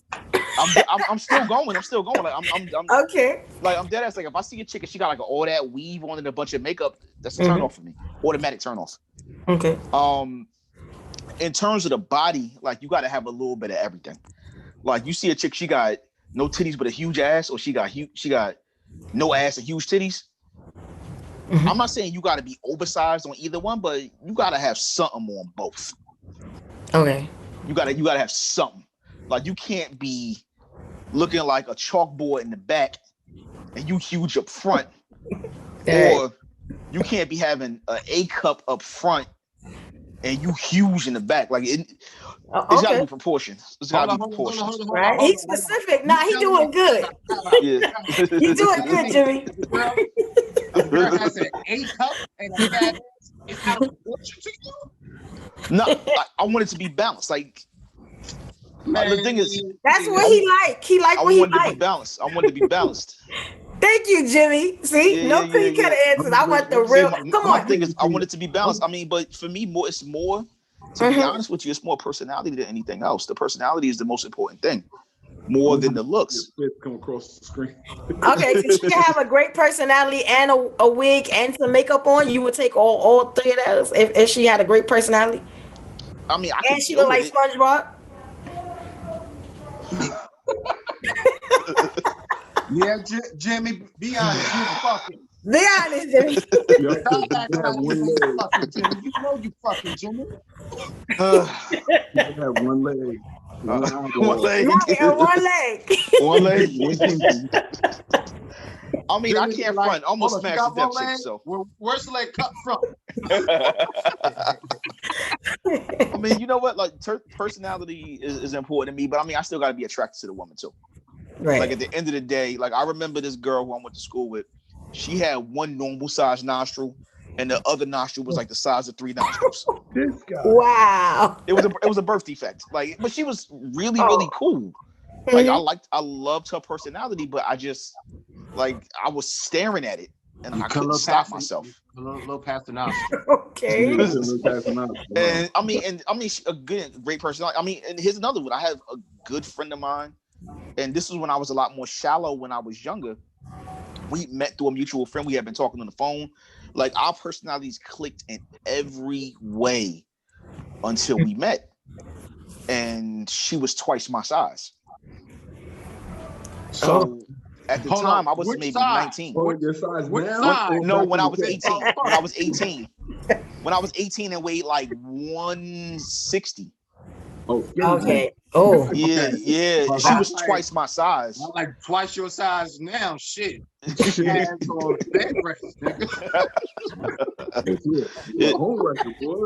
she was like 160, and no, she had to be in the 3s, like high 3s. And our personality, like I said, I love our personalities really mesh. It's just I wasn't really attracted to that. So See now, one time with me, and I'm probably going a little bit past the subject. It was one time I felt bad, right? Right, because it was a woman that was into me, and by all purposes, she was a good woman, right? Good woman, nice body, had a good job, wanted me to death, cherished the ground I walk on, but her face, I could not get past. I was like, God damn, if you just had a little, just average face, I might have, could have. You know what I'm saying? Like when people really mean that they will be with somebody just because of their personality, fuck their looks. Hey, they some special motherfuckers. Okay, but you know what? To be keeping 100 with you, it kind of goes both ways. Like that, like she was a bigger woman, but to me, for her, I was too small. Right, I get it. Because at 160, she's just like, yo, what you gonna protect me from? Right. That was the way she looked at it because of her size. She wanted a bigger dude. So, I don't knock anybody for their preference or who they choose to date. I mean, I got one of my line brothers. He likes women that's over 6 feet tall that weigh over 450 pounds. That's his type. Like, that is his preference. And he's like 5'10", 5'11", He weighs maybe 170. Okay, now listen. The type of stats that you just said, it's hard to even find a human woman like that. No, he goes to the BBW parties. Ain't that like tread Meg Thee Stallion almost? Tread lightly. That's like Meg Thee Stallion, ain't it? Thank tread you, lightly. Yeah. Thank you, Auntie. Yeah. Tread lightly. Yeah, well, no, but he goes to the BBW parties. So like that's his type. Like I remember we were at a restaurant and it was this woman. She was chubby, and he was just like, man, and she was 250 pounds bigger. And I was like, how much That's more? the thing. He was like, I don't want y'all to feel no type of way. Like y'all tell me exactly how y'all feel. Don't worry about how nobody else feels. Just tell me what y'all feel. I ain't worried about nobody else. You know what I'm saying? So, so y'all no cookie cutter answer. Y'all know me. Y'all don't care. So yeah.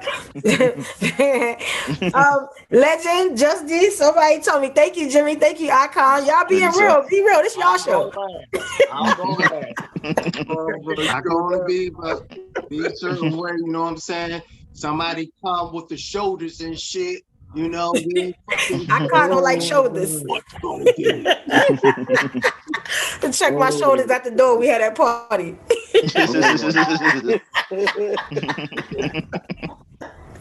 Oh man. Come on, Legend D. Somebody talk. What y'all like? I'm going last. Okay, D. Yeah.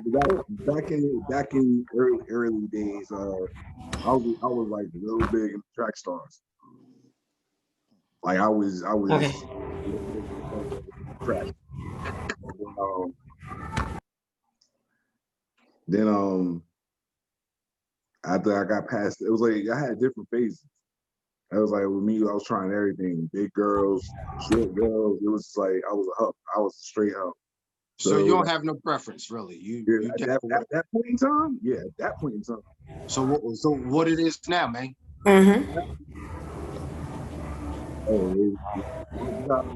Personality. So y'all like shallow hell? Like when y'all say wait. I can't hear you, D. Speak louder, D. I can't hear you, D. Yeah, that's nothing. Somebody playing music in the background. I don't know if it's you. It's my neighbors and they getting on my nerves. I'm sorry, y'all. I'm gonna mute. Okay, now, I mean, I've dealt with every size of woman I could possibly think of. My son's mother is 6'2". My youngest daughter's mother is like 5'8". And my two oldest kids, mom was like 5'4". So they range and like different. Yeah. So it's like with me, it was just like at this point in time, you had to have a good personality, be a good overall good person. I didn't care what size you were or not. But I don't mess with really big chicks. I've had my fair share. Well, what do you consider to be really big? We gotta be specific. Cause to my line brother, really big is 700. And to him 420 is a nice size. But if a woman is under, under 6'2", he won't deal with it. It's certain. I got certain bench press limits I go, bro. If I can't lift you up in one fell swoop, is a problem. Now I'm 6'4", so it's like I've seen some things. Like I've been to these BW parties. Believe me, Legend's been my road dog every time. Yes, sir. I come out to support. Yeah, right. I can party your ass off. Y'all know how we do. I've seen that going. Yeah. Oh yeah. It'd be like, yo. But I know Legend when he gets to that point where he's drunk, he straight Magic Mike. So it's like, I get right with y'all asses. Like, with everything. So I'm like, with me, I gotta be the conscious brother. Like, nah, dude, don't do it. It'll hurt yourself back, it'll hurt your neck, go be hurt tomorrow. Don't do this shit. It's just like with me, I certain, like I said, at that point, I was getting track stars. He was like, all right, next, I did this, I did that, and then it's like now it's like. You gotta. I'm sorry. It's a whole bunch of stagger like criteria you gotta have.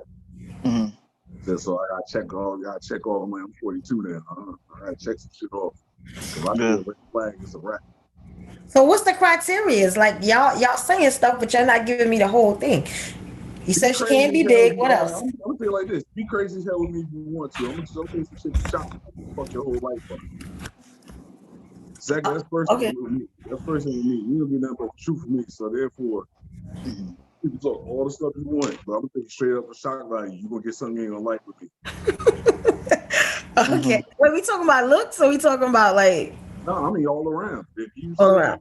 I love a confident woman, but don't be too cocky about that shit. Because you look ugly. Hey, bitch, you look ugly. I'm gonna take you straight the hell up. So would you go with an ugly woman? I have. Look at my ex-wife. But it was way. Damn. Damn. What?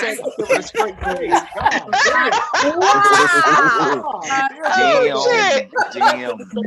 Well, keep it real. That's what I want. Damn. Keep it real. But you know, beauty is in the eye of the beholder, because somebody may see somebody else ugly. That motherfucker blinded my ass a long time ago.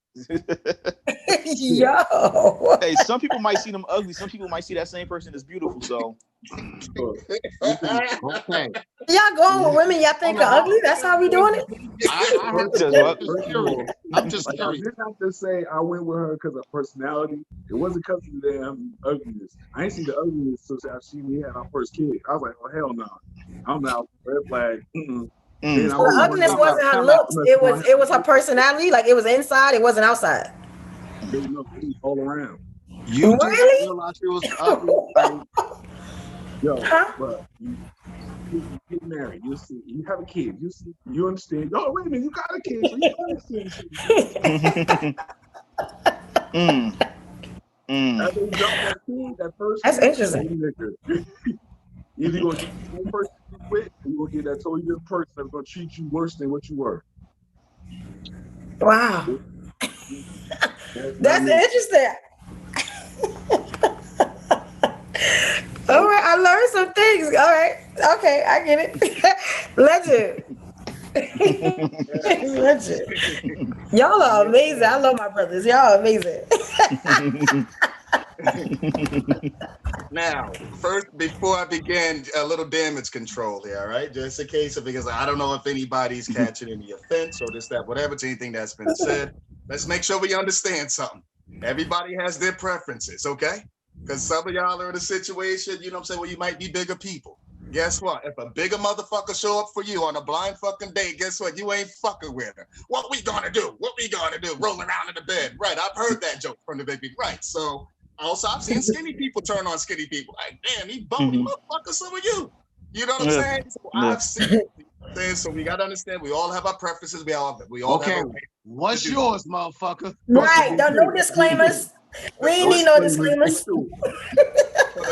Let me make sure what the question was. The question was, what was my preference, or what did I consider banging?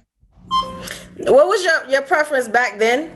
Right? Like in your younger days, in your 20s, and how did it change today? Like, what's your preference today? All right. And give a real answer, Legend. I am. Shit, I got witnesses. Shit, I didn't get up to my 20s. I think just D met me when I was in my 30s. So, okay. In my 20s, right? So it was a different time, right? So to me, a woman, first and foremost, and I swear this, I'm not being political, she had to have a fucking personality. You know what I'm saying? I had some very pretty women around that time because I had it going on. You know what I'm saying? I don't know what the fuck I was on. Like I was working out, like I was fucking training for the Olympics and shit. So I'm fucking swole. I had a car at a certain point, shit like that, whatever. You know what I'm saying? I was working, always kept money even since I was a kid. So my thing was like this with a girl I was dating. Number one, I wanted I'm into big booties. I still am to this day. So being young in the 20s, I wanted to have a big booty. I didn't really care about anything else. If she had a little gut, that's fine, you know, grab whatever. If you're talking about physical wise, right? I didn't really care if she was brown skin, light skin. I didn't really care what race she was, to be honest with you, because I dated other race, dated or tried to date other races too. Okay. The thing is that I didn't really care about what she did as long as she was doing something with herself. She could work at McDonald's or she could work at a bank. She could do whatever as long as she was doing something with herself. Sexual wise, you know, she didn't have to be a pro. You know what I'm saying? That was fine. You know, as long as we were just having sex and she could keep up. You know, I was looking for a sweet girl. I was looking for somebody, you know what I'm saying, who had my back, and that's, you know, that's till this day. I'll go to give a spoiler on that. I wanted somebody, you know what I'm saying, I guess there's somebody I can marry, like real talk, you know what I mean? So just like somebody, okay, I just want to date, so let's date now, let's be friends first, then let's get cool, and then eventually we can marry. Like I didn't really be in and out of relationships, so I was looking for marriage material too. I didn't really care if she had a kid or not, I would rather with somebody that didn't have a kid so we can make a kid together. I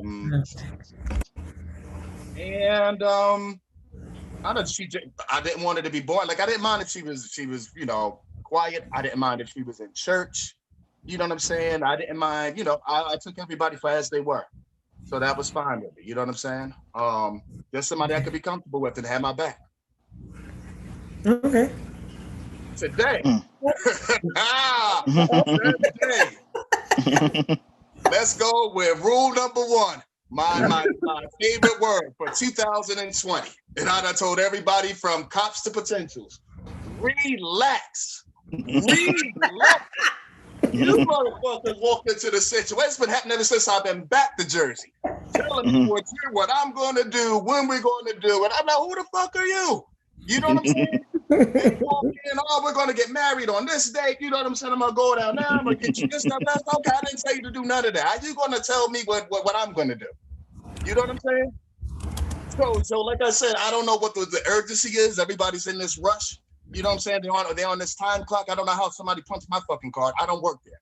So you know what I'm saying? Y'all get y'all with that.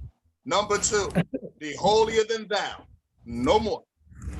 Let me explain something to y'all. At one point, you know what I'm saying, not too long ago in life or whatever, I kind of felt like, because, you know what I'm saying, just to have a little balance, because I know how wild, and I know back in the day I had an issue with God. That's a whole nother episode. I was looking for balance. I finally found it. I made peace with the Creator. And I just wanted a woman maybe by my side, or maybe was a little bit into it or whatever. So, and she could balance me out, you know what I'm saying? You know, maybe get me a little bit more into that, get knowledge. What a fucking mistake. Lord knows. You know what I'm saying? I got fucking bullied. I got fucking, you know what I'm saying, tortured, you know what I'm saying, all night and all day. Church this, church that, church. I'm like, okay, look, I'm good. Oh, you got to change this, you got to change that. I was this way when you met me. You know what I'm saying? They would try to they thought I was ignorant to their Bibles or whatever. So they would try to use things like I don't know what's there. So then when we go to parties and I see everybody else eating shellfish they ain't supposed to be eating and drinking wine and beer they ain't supposed to drink, I said, okay, are you ready to serve a sermon to them? That table over there is clear. You can stand up on that because you give me the fuck a speech every night that we come to fuck home. You know what I'm saying? They done did me out with religion. At this point, I have no problem with you if you're into religion, but if you go to church more than one day out the fucking week, you better work there. I'm sorry. That's exactly how much people have worried me when it comes to the church with. You know what I'm saying? Real talk. You better be the usher, bitch. No, I'm so serious. Just and because y'all know of the work that I do, and you know the group that I'm a part of, and I'm over there trying to balance myself. Because I'm sure they got picked up. That's why they be like, oh, we gotta go on Xtreme Truth. I'm like, all right, well, you better watch the clips on YouTube before you come. You know what I'm saying? It's like, you're all the welcome. You know what we do. You know what I'm saying? I need peace of mind. I never had to worry about that back in the day. And I dealt with crazy shit. Y'all know. I dealt with crazy women back in the day. I think they shot my damn patience. I swear, y'all. At one point, I was the most patient man you would ever know. No more. That shit is gone. They done just like you running on a fucking tire and it pops and you keep riding the motherfucker till it rides down to the damn axle. That's the way I am. I don't want to be aggravated or whatever the case is. That doesn't mean that I'm perfect either. So there has to be a balance down in between. You know what I'm saying? Other than that, I want somebody that's trying to do something for themselves. That hasn't changed. You don't have to be a fucking millionaire. You don't have to be whatever. I don't care where you work, where you're at, where you live. You know what I'm saying? I mean, I'd rather you live in the state or near me, you know what I'm saying, or whatever. I don't mean by that. I mean, as far as whatever the situation is. You live with mommy, you live with daddy, you know what I'm saying? You live in a shelter, you live in a college dorm, you live in with your roommate. Hey, we all go through it. That's fine. Like, you know what I'm saying? We could always dip off kind of my way. Shit, I got to. You know what I'm saying? So, you know what I'm saying? At the end of the day, it's like, okay, I don't mind that. You know what I'm saying? Bring me some peace of mind, and then we'll start from there. You know what I'm saying?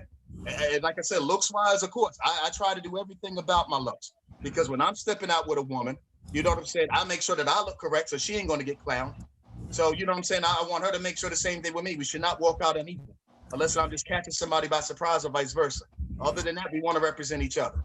So I need somebody that needs to take care of themselves. I don't want to, you don't got to throw on a bunch of damn makeup. You ain't got to throw on a whole bunch of body parts. Definitely don't throw on the body parts. I don't fuck with that at all. You know what I'm saying? Oh. But honest, I just want you to love yourself. You know what I'm saying? Because I had to love me. And like I said before, or maybe it wasn't here. You know what I'm saying? You got to love yourself before you can expect somebody else to love you. So I'm not in that business. You know what I'm saying? So love yourself first and then give me a call. All right. Good job, guys. I learned quite a lot. I never knew. How do you guys feel about a female already establishing her career or making more money than you? Ooh, Good question, Larita. Good question. Good question, you know girl. what? That might be a topic for another episode. Yeah, we need to hit that. We need to hit that. Spoiler alert! Great. What's tonight? Absolutely. I think that might be a topic for another episode. That might be. Ooh. Yeah. That'll take us out for a while. We'll be on here for all night with that one. Write it down. I have a book. I'll write it down in my book to make sure I ask that question again. So y'all have time to think on it. Yeah, because I did want to see what the ladies felt like they types was and stuff like that, but I know we don't went over time. Yeah, it's 10:30. Over time. Yeah. Yeah, we got next week. You know what I mean? Y'all should always bring any questions. That's what we got a Q&A session for. It's not just about what we do on the show. You know what I'm saying? Y'all can do the same thing online when we're posting those videos and everything. Feel free to put comments, questions. I want y'all to do that more if y'all can. And tell your friends, share the video, share the post, let them know. They might like it. They might check. Even if they respond, they don't ever come on the show. That's fine. We want everybody to have fun and just know, you know what I mean? We're having fun too. You know what I mean? So we definitely want y'all part of the show. Y'all always are. So definitely bring your questions, bring your comments. That's what the Q&A is for. That's what you're the stars of the show right there. Definitely. So I mean, I know we got a couple shows coming up this week. You got Unique Expressions coming up on Wednesday at what, 7 o'clock, I think. Yes, Unique Expressions podcast, 7 p.m. every Wednesday. Yeah, Destiny and Diva. There you go. You got those coming up. You got mine for the Rise coming up every Saturday at 3 p.m. Last Saturday was a good, probably one of my most emotional episodes. This one is one that I've been holding off on for a couple of months. It's going to be a little controversial. LGBT in the Black community. Yeah, we're going I'm there. Yeah, we're gonna ruffle a few feathers with that one. Yeah. Well, her girlfriend said they're willing to come on. Sure, I'm with it. I already spoke to them. They're 23 and 21. So okay. Yeah, like my guest, the person in the picture right there, I went to school with. Well, I can't call her anymore. Them. Okay. I went to high school with them. And we got some unique views. I got a lot of questions. So let me get this straight. So they're gonna be on there breaking down all this them and us and we and they're different. Non-binary. They don't do the binary. They don't identify as any specific gender. So that's why they go by them, they, and their. Yeah, yeah. So we actually. Wait. This is something. Wait, what? Non-binary. Okay, so those who go by non-binary, that means they don't identify as male or female. It's called cis. Like you're born a gender. They identify you on your birth certificate as a gender. I forgot what cis stands for, but they don't identify as male or female. So they don't go he or her or she or her, whatever. They go by they, them, and their. You know what? Now, as far as the gay people I know, and this is like maybe that's this young generation shit. No, it's not. It's not the same as being gay. It's different. Being gay is one thing. Non-binary is something completely different. Yeah. Well, what is it? I still don't get it. Is you fucking the same sex or not? Not all the time. Not all the time. No. They just don't identify as male or female. They identify as nothing. They're just who they are. So which bathroom do they go in? Huh? So which bathroom? The non-gender bathroom. The non-gender bathroom, and a lot of locations is doing that. Where's the non-gender bathroom at? A lot of places are doing that now. So what are they doing right now then? They do non-gender, the unisex bathrooms. I tell you, because it was a government thing. The non-gender bathrooms are everywhere. Or, you know, it depends, I guess, on their mood for the day. If they don't have a non-binary bathroom, I guess they go by whatever they feel comfortable on that specific day. I work in corporate America. I have yet to see a binary bathroom. Oh, right, like I don't know who just said that. The family bathrooms, they'll use the family bathrooms, right? Because that's non-binary. That's a non-binary. I've yet to see that either in any of the buildings that I've worked at. Well, you know what? Have the bathrooms where the women can go in with the changing, or the men can go in with the babies, and they have the changing tables. Those are family bathrooms, so you can take your whole slew of kids in there. So they'll use those bathrooms. Yeah. Okay. So that's all you concentrating on? All right. No. Okay. Like you have no bisexual, nothing like that. It's just those people? I'm going to go over all of it. I'm going to go through the whole LGBT. I'm going to break down what they mean, what the Q, the I. Yes, I'm going to. Queer. Queer. It means LGBT and Q. Yeah, I mean, there's some questions that we're going to bring up. I mean, I've already asked the one that I brought up before about that Rocco's Modern Life movie, about how they brought a character who was not a main character in the show and made them the main character of the movie just to make them transgender and to make the movie about acceptance. And I've already asked them if they think that there should be warnings if you're going to have stuff like that marketed towards kids. And they said no. So we're going to definitely talk about that next week, because I think that something like that should be. You mean this should be given a warning. Huh? This upcoming Saturday. This Saturday, yeah. Because I will reach out. I'm going to make sure that I reach out, because my daughter, I just spoke to her, and so her and her girlfriend are definitely willing to come on. And I'll reach out to a couple other people I know. Like I have a young man, he's pansexual. Oh, yeah, my cousin is. One of my cousins is. I didn't know what that meant. Pansexual is big right now. What time? What time is your show? Pansexual is big. 3:00. So if you need this, hang on. Here's the flyer again. Yeah, I'll share it on you. Make sure you post it on the social media pages. Oh, it's coming up. It's coming on tonight. But yeah, like I really wanted to. You know what? It's a conversation that needed to be had. It's so many misconceptions just about the different worlds. There's so much stuff that, and I even had to explain to this person. The whole LGBT movement was not mainstream 5 years ago. So I think that we're both learning things. Like there's certain things that I may say, and they say, well, it offends me. And I may think that it's stupid that they're offended by that. But if we can sit there and have a conversation, we can try to understand each other.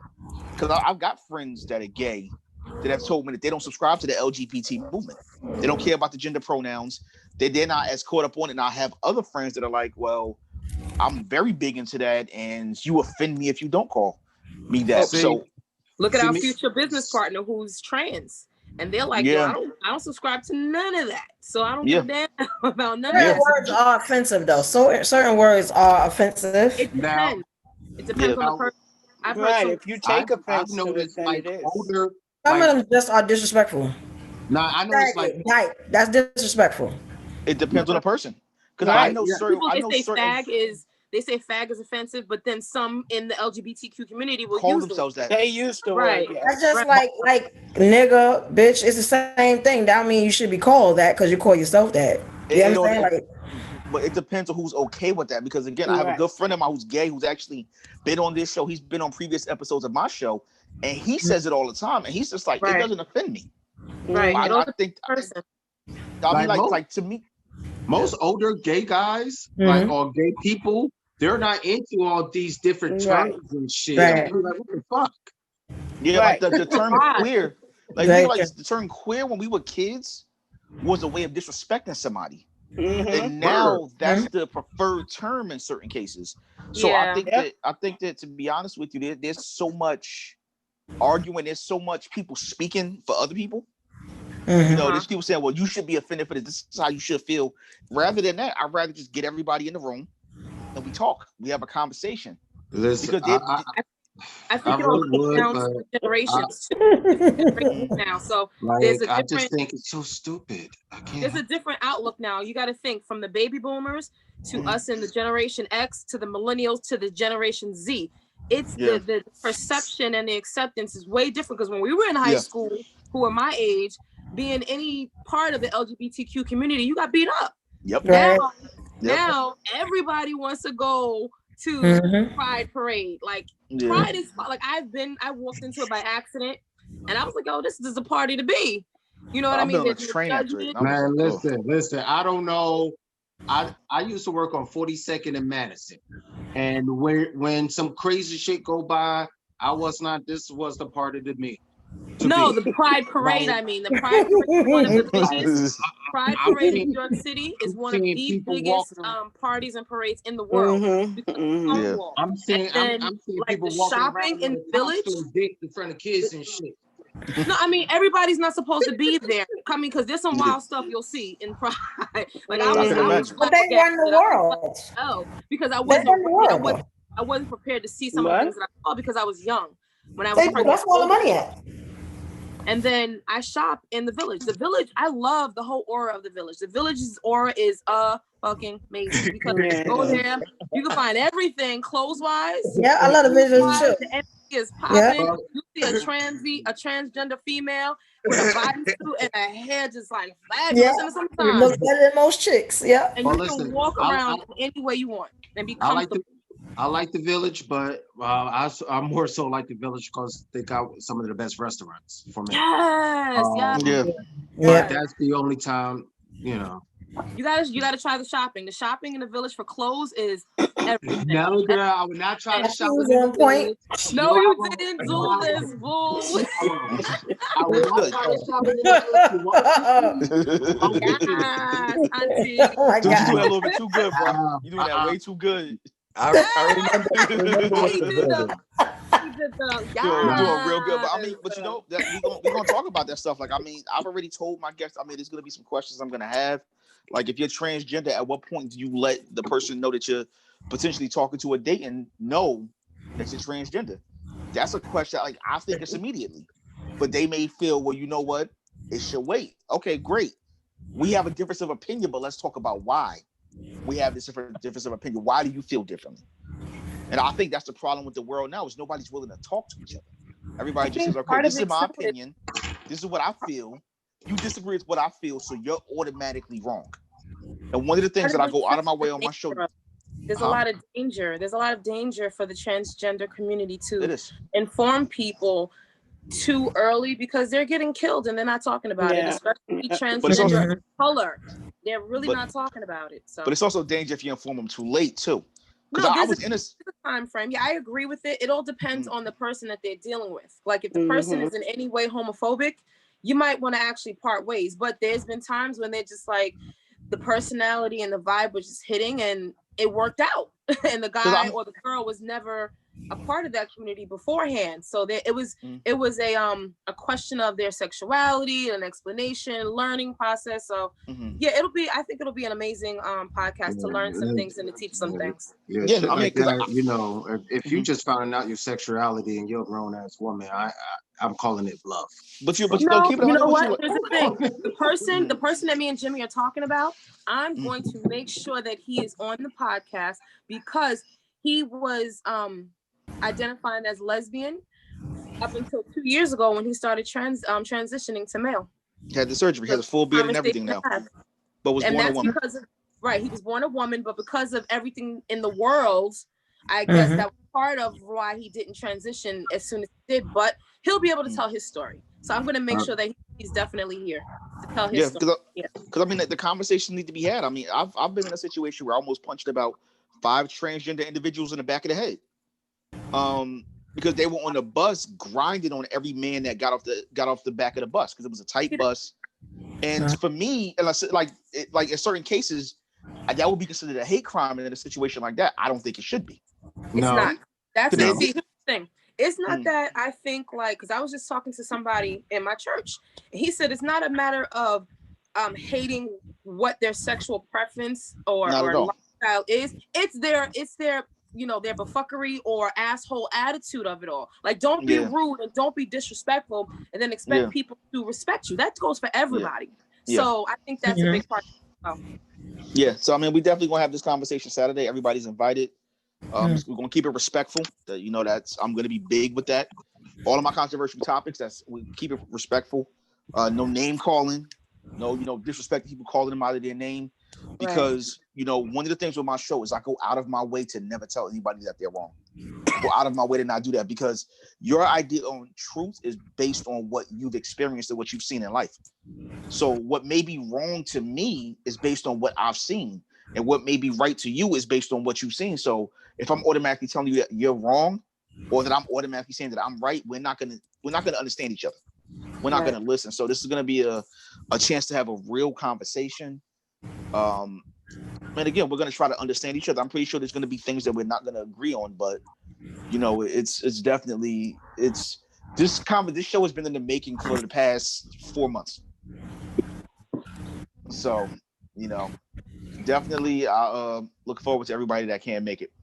It'll be a good one. It's It might be a definitely part gonna be two, or a it good might be one of those shows that you got to do a part two with. It might be.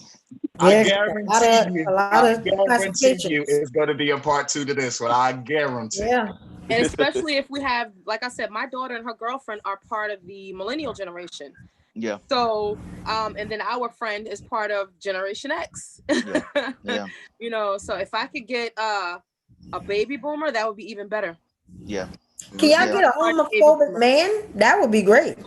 A homophobic man. Yeah. To see why they are like they are. Well, I mean, I know a lot of homophobic men, but I mean, it's going to be a lot of people that are watching that probably are against the lifestyle. Oh yeah. Yeah, there's going to be a lot of people that are against the lifestyle. I mean, there's certain parts of it that I don't agree with.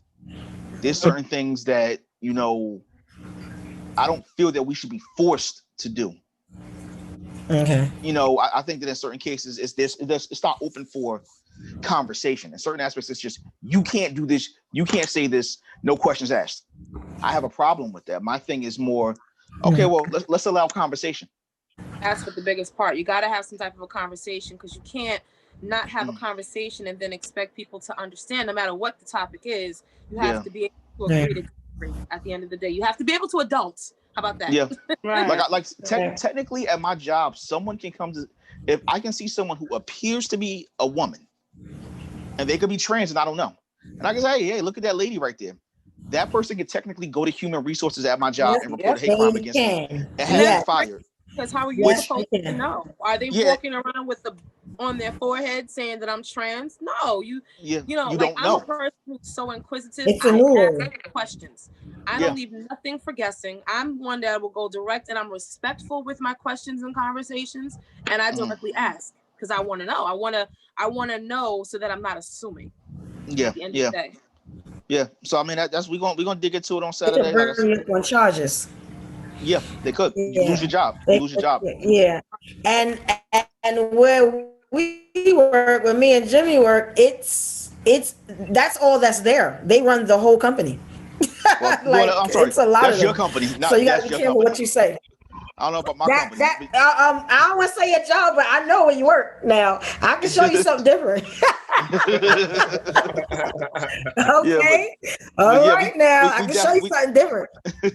But no, we definitely gonna get into that Saturday. Like I said, feel free to start at 3.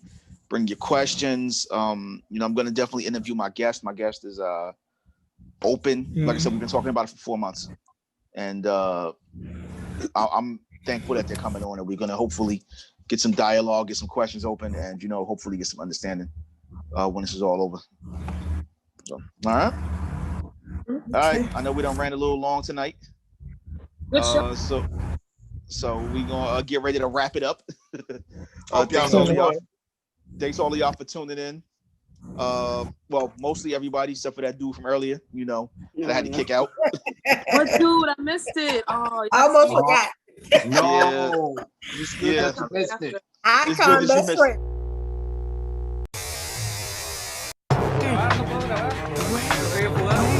Güey, duró chill.